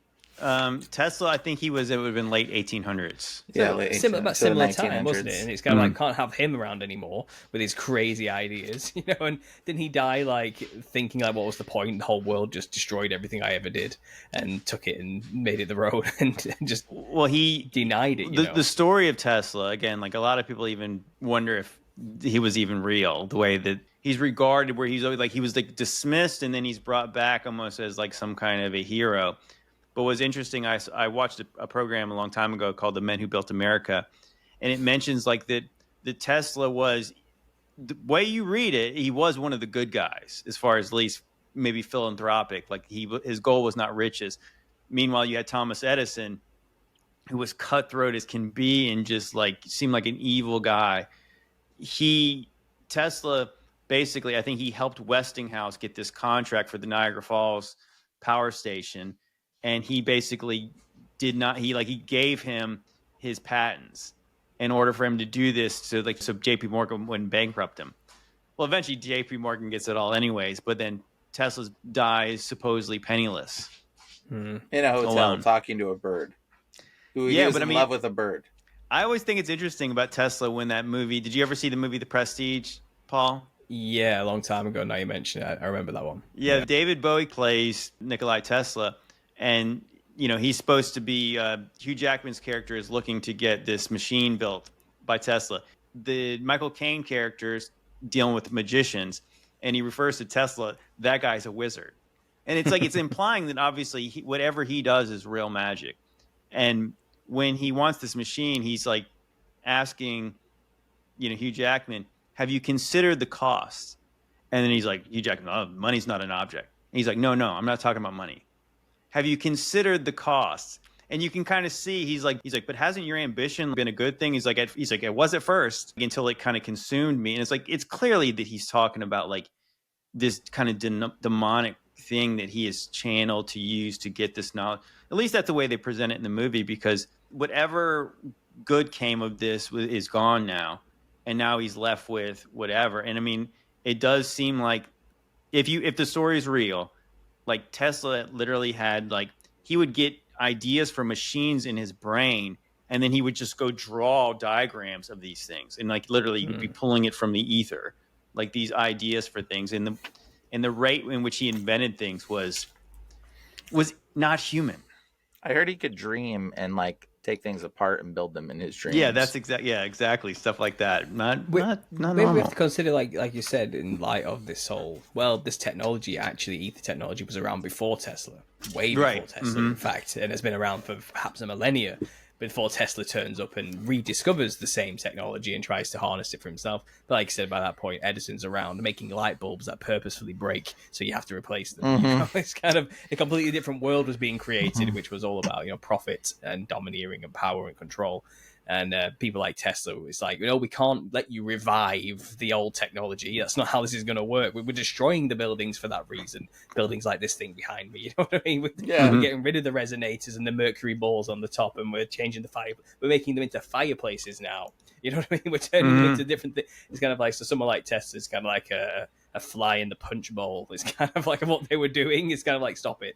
knock that off. So now let's turn him into some kind of fantasy wizard in today's age who discovered some evil power from the air or something like that, when really he was probably just realizing, oh, these buildings are giant antennas that pull energy out of the air. Maybe I can build my own version of this, and it works. He sat next to this giant dome thing, and there's lightning coming everywhere. He's like, well, would you look at that?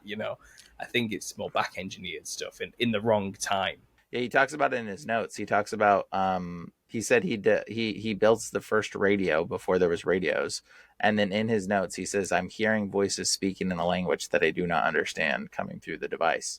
And so he was picking up on frequencies, listening to something talking. My theory is he was listening to angels and demons or whatever, and he was picking up, and then eventually hearing angelic language or tongues or something, and then started being able to translate some of it, started getting inspiration from just listening to the angels talking in these frequencies.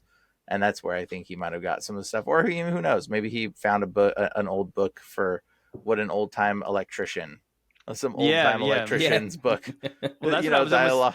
That's what I was almost thinking about. It was like I was kind of almost getting like the J.R. Tolkien vibes, where it's like he invents this language and then he starts writing all this stuff. And even you were saying it's some weird stuff that Tolkien said about, like, maybe he put too much detail and you guys should do your own research on some of these issues. And you're like, your own research? Didn't you invent this story, bro? Like, what are you talking about? Where am I supposed to research this, Middle Earth? I thought you wrote it. And it's like, it's almost like that. It's so complex, like the story. It's like, I don't think people are that creative. Like that, there's so much depth to this story. You know what I mean? Like, I don't know that people could do. I mean, maybe they can. Maybe obviously they could be influenced by the things beyond the veil. But maybe it is like that. Some of these things are known, and if you really think about it in the idea of like the cataclysm, like what was left over, and like you could imagine the treasure troves of things that, hey, you're digging out this building and you're like, oh my gosh, I found a chest that had all these things in it.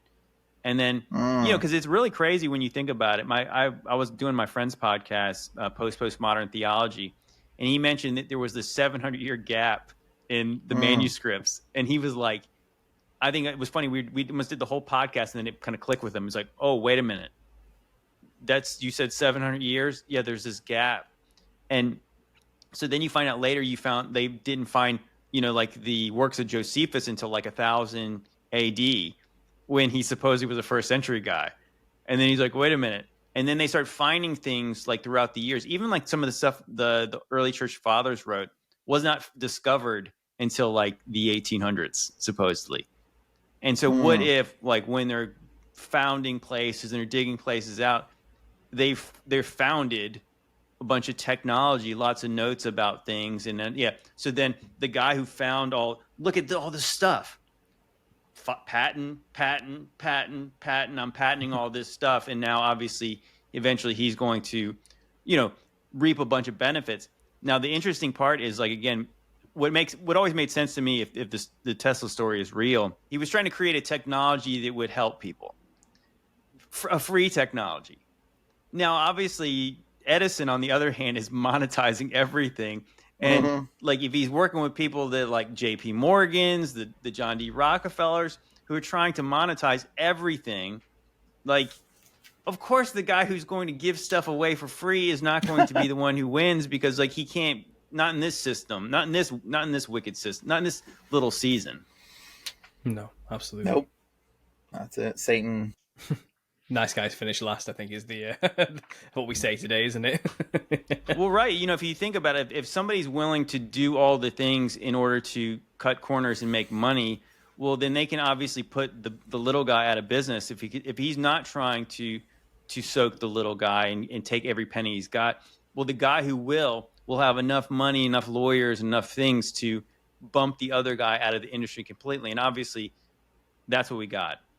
Here, let's play, like, I think maybe we got about one or two little videos left in us, and then we'll wrap it up. But we're going to go back to the Bully Slayer. Oh, we've got your ass. We've got your ass now. The Great Wall of China? You mean the Great Wall of Tartaria? Let's take a look at a few old maps. You can see Grand Tartary in the green and China in the red. let's take a closer look. As you can see, the wall is circled around China. And again, another Tartaria map, you can see the wall is circled around China.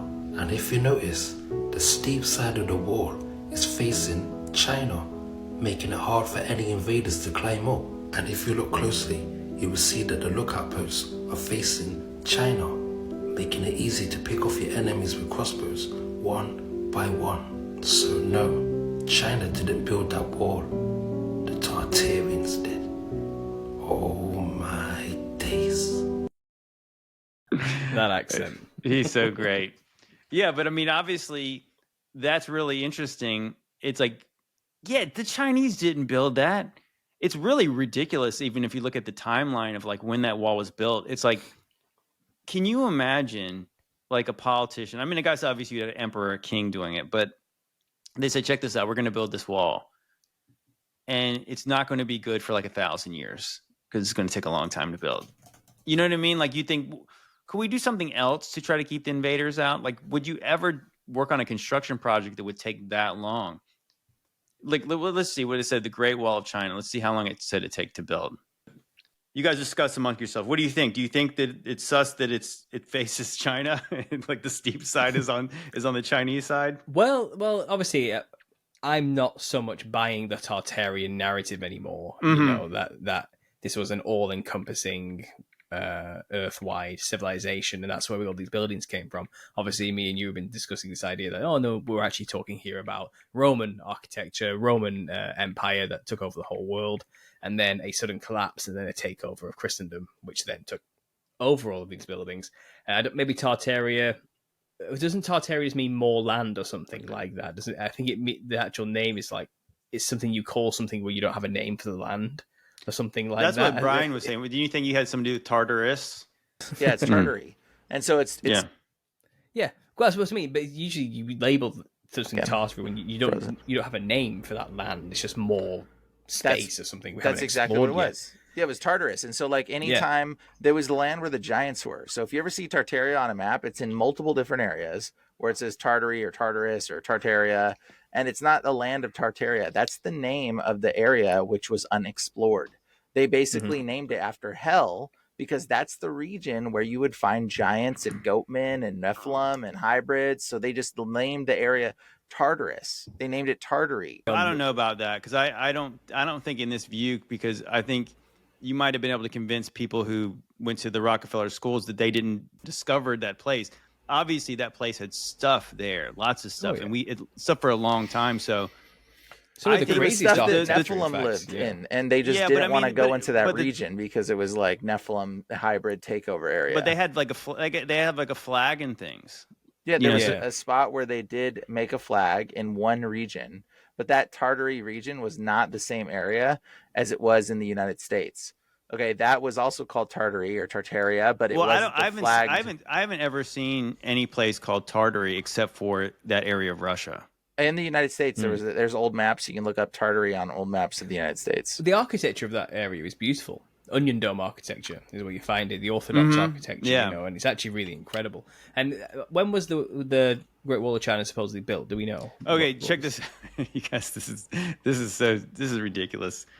I said 1,000 years. Oh boy, was I off. It said the construction of the Great Wall of China spanned over 2,000 years, with various dynasties contributing to its building, rebuilding, and expansion. The first significant wall building began in the 7th century BCE during the Warring States period. Later Emperor Qin Shi Huang of the Qin dynasty, 206 BCE, unified various regional walls to create the first Great Wall. Most of the wall we know today was built and reconstructed during the Ming dynasty between like 1368 and 1644. And yeah, this is the phase of construction. Took approximately 200 years, involved fortifying wall with bricks and stones. Whatever. Can you imagine? Well, I mean, we can't imagine America, them building a border wall that would take 1,000 years to build. And it's like, well, meanwhile, you have this crisis at the border. I mean, if you really had people trying to invade your country, your nation, you'd never be satisfied with this plan that would take more than one lifetime to complete. It's too great. It's too grand for that purpose as well. I don't think that was the purpose of the wall at all. And like you said, why that video said, why is it geared towards keeping the Chinese people in? Clearly, because it was kind of the way the arrows, the archers. You know, it's kind of like it wasn't built by China to protect China border. It was the other way around. And this is where I have a working theory. I don't know if it's true at all, but this is the land of the dragon. Okay. Yes. The dragon gods are everywhere in China. They see them as symbols of good luck and prosperity, and the rest. They worship the dragon. Although the mythos of the Jade Emperor involves dragons and him dealing with dragons and kind of controlling his dragons, which are basically God and his angels, the seraphim. It's their version of the same story. And I've told the story Marco Polo talked about there being dragons that the Emperor of China rode. Marco Polo said that he had dragons. Interesting. Yeah. That's true. That's true. You know, what's interesting is I've been trying to do a little more research into the Tolkien stuff again, and there was one part of the story where Morgoth was like the kind of like your big devil character, and Sauron was like one of his minions, but he was obviously very powerful too. And there was a time where like Morgoth was defeated, and you know, if you think about it in the story of the Lord of the Rings and stuff, it's the men of the West is like the ones who take up arms, but it was Sauron that he hid out east. And it's kind of interesting to think that, like, if you think the way that at least the story we've been told about history is that, yeah, like the East India and like China and stuff like that, yeah, they were obviously not early adopters to Christianity. And I kind of wonder too, if you think like that in the Bible, we're taught about 4 major empires. Maybe those empires built the wall. You know, like you really think about like maybe this was like we're going back to like the Alexander the Great times and things like that, because if they didn't conquer these people, maybe they didn't want them in. You know, and obviously the story of like the Mongols and the barbarians. You know, maybe those were the gates. You know, like with the barbarians are at the gates. Maybe the gates were much further away than you think. And yeah, like as far as empires that we know could do things like that. I mean, obviously Romans, you know, the Greeks, the Persians, Babylon. Well, I'm trying to consider it in context to the Millennial Kingdom. Like, would there be a purpose for building a wall during that time in that region? If you let's just say the official narrative is bunk, they just made it up. That's not at all why that wall was built or its purpose. What if it is to literally keep the Satan bound, the great dragon, for 1,000 years somewhere, and the wall was erected, and he was in that region, in the land of the dragon. If you actually look at the Wall of China, there's even a part of it which is a circle in the middle, just you have a picture, you want to share it? Just west of Beijing, there's a circular area of that wall, which seems like a cornered off region or area. You can just type in Wall of China map and it'll come up and it'll show you that there's like a ring section of the wall. It seems odd. Why build like that if you're just trying to stop a border? What if it's one border you've got to deal with? What was that section for necessarily? I don't know. It's just again a working theory of speculation. I'm not trying to deny all of Chinese history here. I don't know, but it's odd. It's an oddly shaped wall as well. Was it last week? I took on the Native American history that I just basically said was nonsense, and now we're just going to go right ahead. China didn't. We're going to go east now, and we're going to talk about that. Yeah, that is interesting. That section that is like, did they get confused? Oh, dang, we just made a loop. Whoops.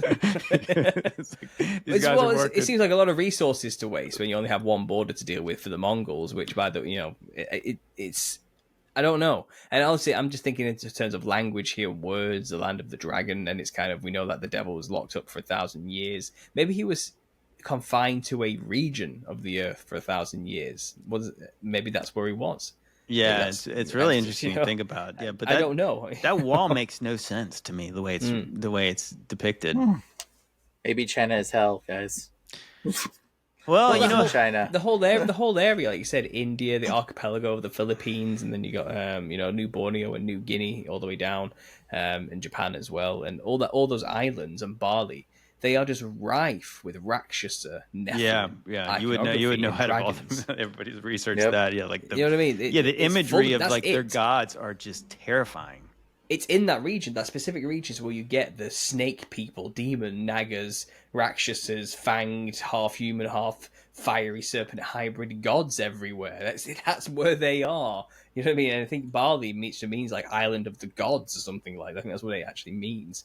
And that's where you get the foo dogs and the dragons and just all the dragon and dragon hybrid symbolism is confined to that region. Perhaps that wall was built to keep them all there during the millennial reign, for all we know. You know what I mean? And it's kind of that wall came down when the reign ended, and here we are. You know, in a sense. And when I say the wall came down, I guess I mean metaphorically. Yeah, It's right. kind of, Yeah, obviously the gospel got in. Check this out here. I'm gonna play one last video because this kind of piggybacks on that. Maybe a melted Great Wall of China, but not in China.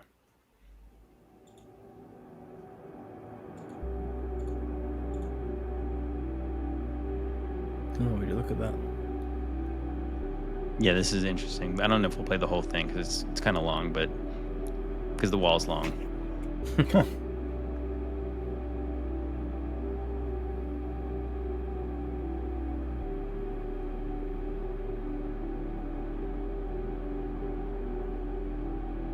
Oh, wow. That's definitely a wall. Yeah, how sick is that? Nah, that's lava flow.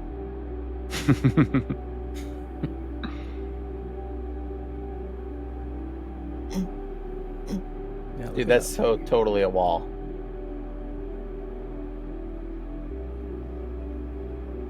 It's probably just wind and rain did that.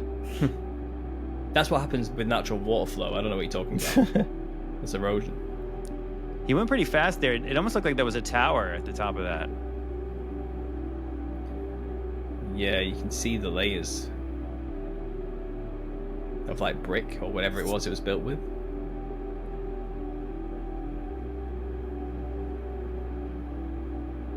This is enormous. That is a tower right there. Yeah, it looked like it, right? Yeah. Yeah, there's a little door. Hey, go back there, camera. Yeah, come on, camera guy. All right, show us. Well, you guys get the idea. Like it's definitely a wall. It's a bit repetitive, but I mean, yeah, like somebody was stacking weird. stones, stabbing them in the ground. They're like, that's really weird. Somebody was stabbing. Yeah, stones I wish they in the would. ground I wish they would have sent that drone into whatever that little structure was, because it did look like a little bit of a tower on that thing. But yeah, like, yeah, was that a wall? Was that a melted wall? Was that something that was just totally destroyed by the day of the Lord and whatever this cataclysm was? I've always had this imagination that the buildings that were around before the day of the Lord, before tribulation, were unprecedented. Just you couldn't even imagine how large they were. Like the size of mountains, we're talking here, some of these buildings, you know, and you see stuff like that. It's like an example or an homage to what it could have been, just how grand some of the buildings could have been during that time. And if you think about it, it would make sense they would be that large because they've had thousands of years to build them until that point with no resets or nothing. You know what I mean? It's kind of just layer upon layer upon layer upon layer of civilization and building on these things. And who knows what was actually around? Well, yeah, that as well. You know, who knows what was around when Christ was actually walking? You know, what buildings were there, what people knew, and what they saw, and what were in these places. What kind of creatures? And if the cataclysm was as bad as we're told, and what are you going to hide to say? 90% of the population completely wiped out in like one event. You know, all volcanoes suddenly erupting all at once, like continents possibly moving away from each other all at once, and just the fervent heat, you know, that would have been everywhere from volcanoes alone, I think, and even in the waters, or underwater volcanoes would have been erupting, which would have killed the third of the sea and everything else. You know, it would have just been an absolute purge by fire and heat everywhere. And we see through meltology, there's just melted mountains all over the place. Are they mountains, or are they the remnants of literally a multifaceted, complex castle structure of some kind? You know, who knows? You know, it's interesting to think about. To go back to the Great Wall, is that you're seeing it's built on a hill, but what if there's stuff under the all the dirt in the foliage over there? Because I mean, just to think, like, the dates they're giving when this thing was built, can you imagine how they would have, like, it's one thing to say the timeline of America with the carts and the donkeys and the horses and the chisels is ridiculous.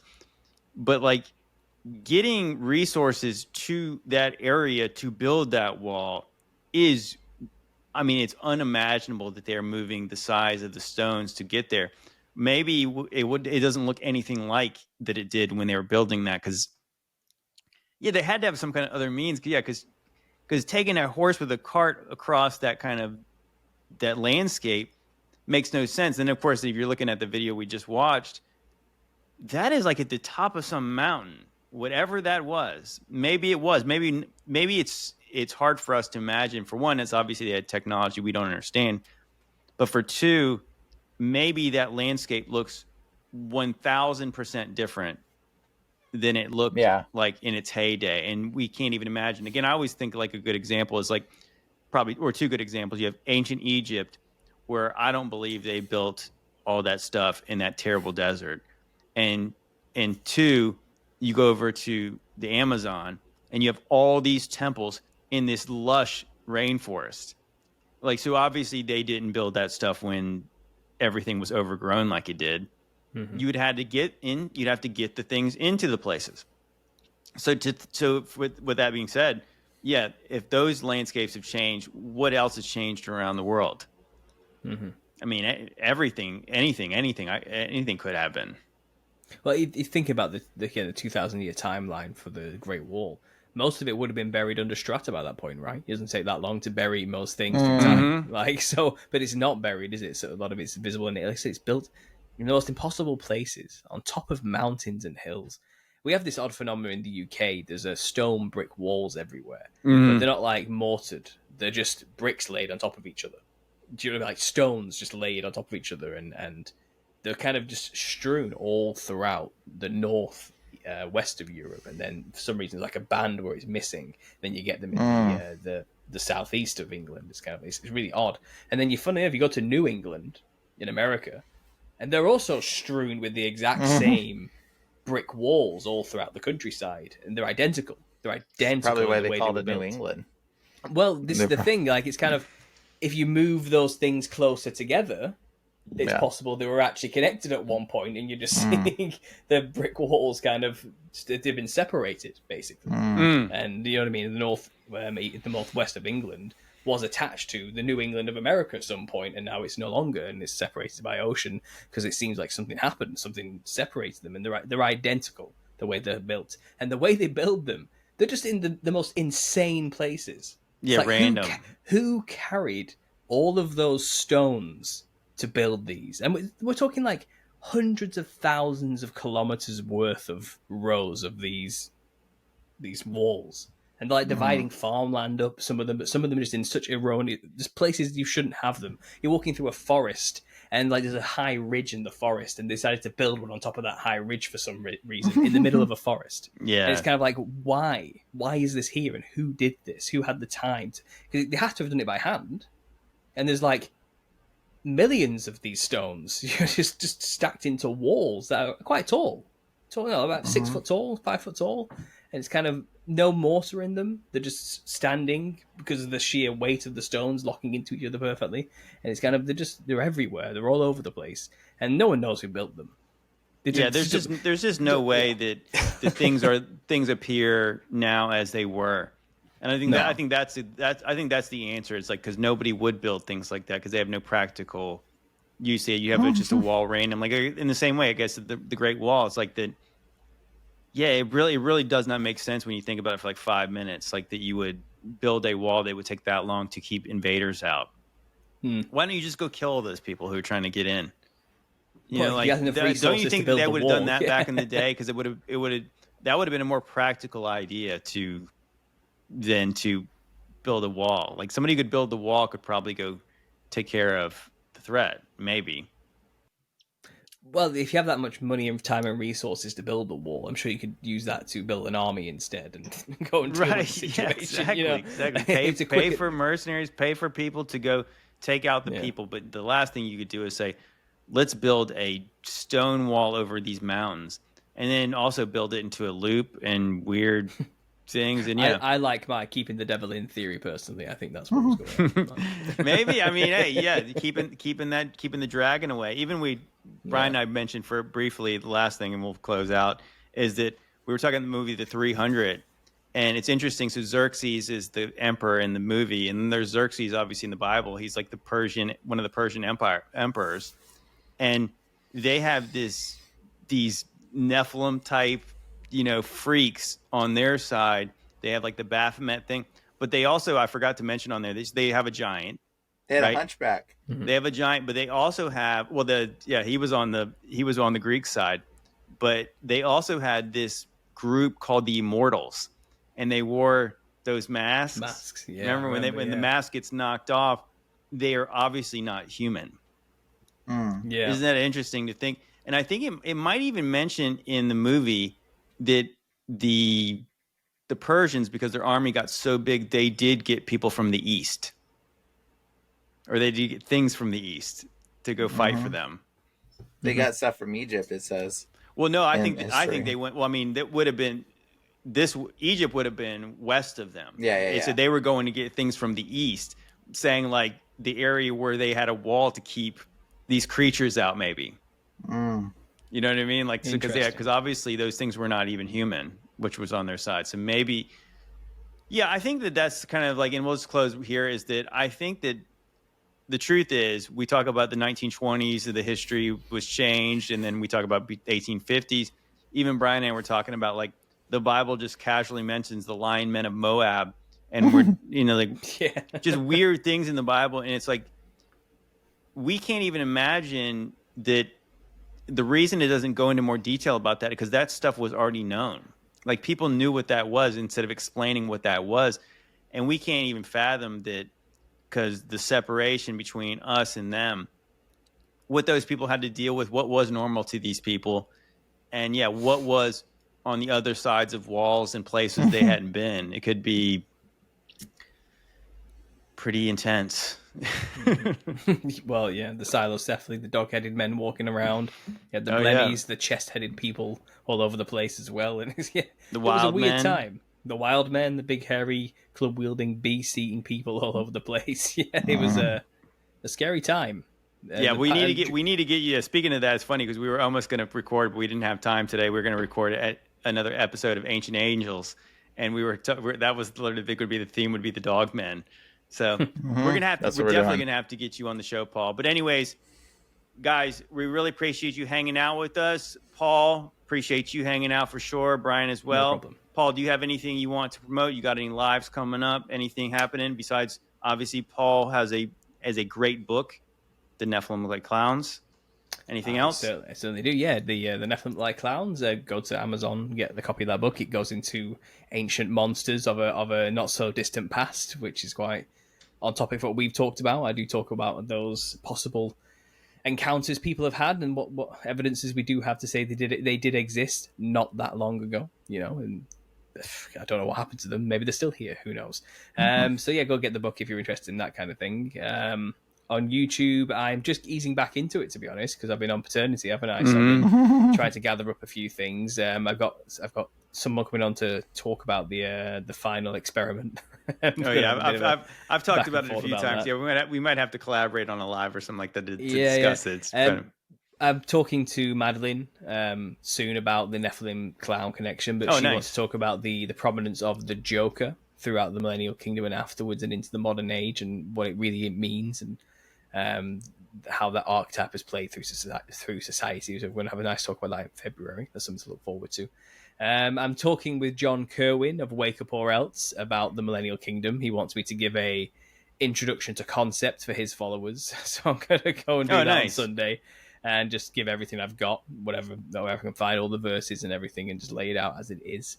So that should be fun. But I'm also interested, JT, I'll put the feelers out now. People seem to want to get a roundtable discussion going. I keep people asking me, when's everyone going to get together? Like me, you, Madeline, Kingdom Within. We'll get Jason, Jack. We'll get everybody who's talking about the Millennial Kingdom just in one big show. Are you game for something like that? Oh, obviously I am. I think like guys like me and you, we're pretty much available. I know Brian's pretty much available, but it's funny. Like most of these people are not as available. No. But so I'm kind of, if you give me a little bit of notice, I'm definitely down. Actually, of course, I was just thinking like when you're saying like get together, I was thinking like it would be amazing to actually get together like in a location and like to, it's almost like that would be the best way to do it, where you'd have like a little stage and people could have microphones and they could talk. Panel, yeah. Dude, we should do a roundtable discussion. That should be our event. We should do an event, bro. Maybe we'll start with a Zoom call. How about we? Yeah, we can. Like I said, I'm we'll game. Zoom you in. I'm game for whatever. Yeah, let's. Just let me know. I'm down for that for sure. I'll start sending some messages out to people suggesting the idea. I'll start a big group chat where possible, and we'll see if we can get something arranged. Yeah, mainly for fan service. I think people want to see that. They want to see us all get together and just talk, figure it out. We'll see what idea, because we don't all agree with each other about a lot of things. So it might be interesting to see how that goes. Maybe it'll be an absolute disaster. Maybe it just will not be. We need, what we need, and this is what we probably need to start with right away. We probably need a moderator. We need somebody who's, because otherwise it might be, do we need like 10 hours to be able to get everyone to be able to talk? So otherwise we need like somebody presenting questions and directing them at certain people, and like that'd be me. I'd have to do that. I'd figure it out. Do you think you think you want to be? Yeah, I think you could do a good job I think you could do a good job. I'd write a set list of questions for individuals, and I'd try my best to get to them and cut people off when necessary. Yeah. That's a great idea. Yeah, let's do it. Let's do it. Anyways, Brian, you guys want to tell people about what's going on over at Demon Racers? Ancient Angels podcast is blowing up. We just did a podcast on the gingers and gin, which, by the way, check it out, because we talk about redheads, bro. I'm just saying. I unleashed all the redhead theories out there, bro. Brian was telling us. Brian was talking about dwarves and things like that, and he said, "Don't worry, they're mostly human today." And I was like, everybody's mostly human. We all got a little traces of Nephilim DNA in us at this point. I'm sure they're going to really appreciate that Brian said they're mostly we're mostly human. The reality don't worry, redheads, you guys are, you're mostly human too as well. We're up to 99% human. Yeah, exactly. And hear the rest, it's over on Demon Racers, at Demon Racers on YouTube. And yes, there'll be the next podcast, I believe, is coming up this next week. And obviously, as you guys hear this, this is basically, my goal is to put a mixtape up on every Monday at 8 p.m. Eastern. So I think Demon Racers has not quite picked a day, but it's this next podcast should be next week. Yeah. That'll be episode 5 of Ancient Angels. But anyways, guys, I really appreciate you guys. Once again, Demon Racers, Brian, I appreciate Paul coming on. Love you guys. God bless.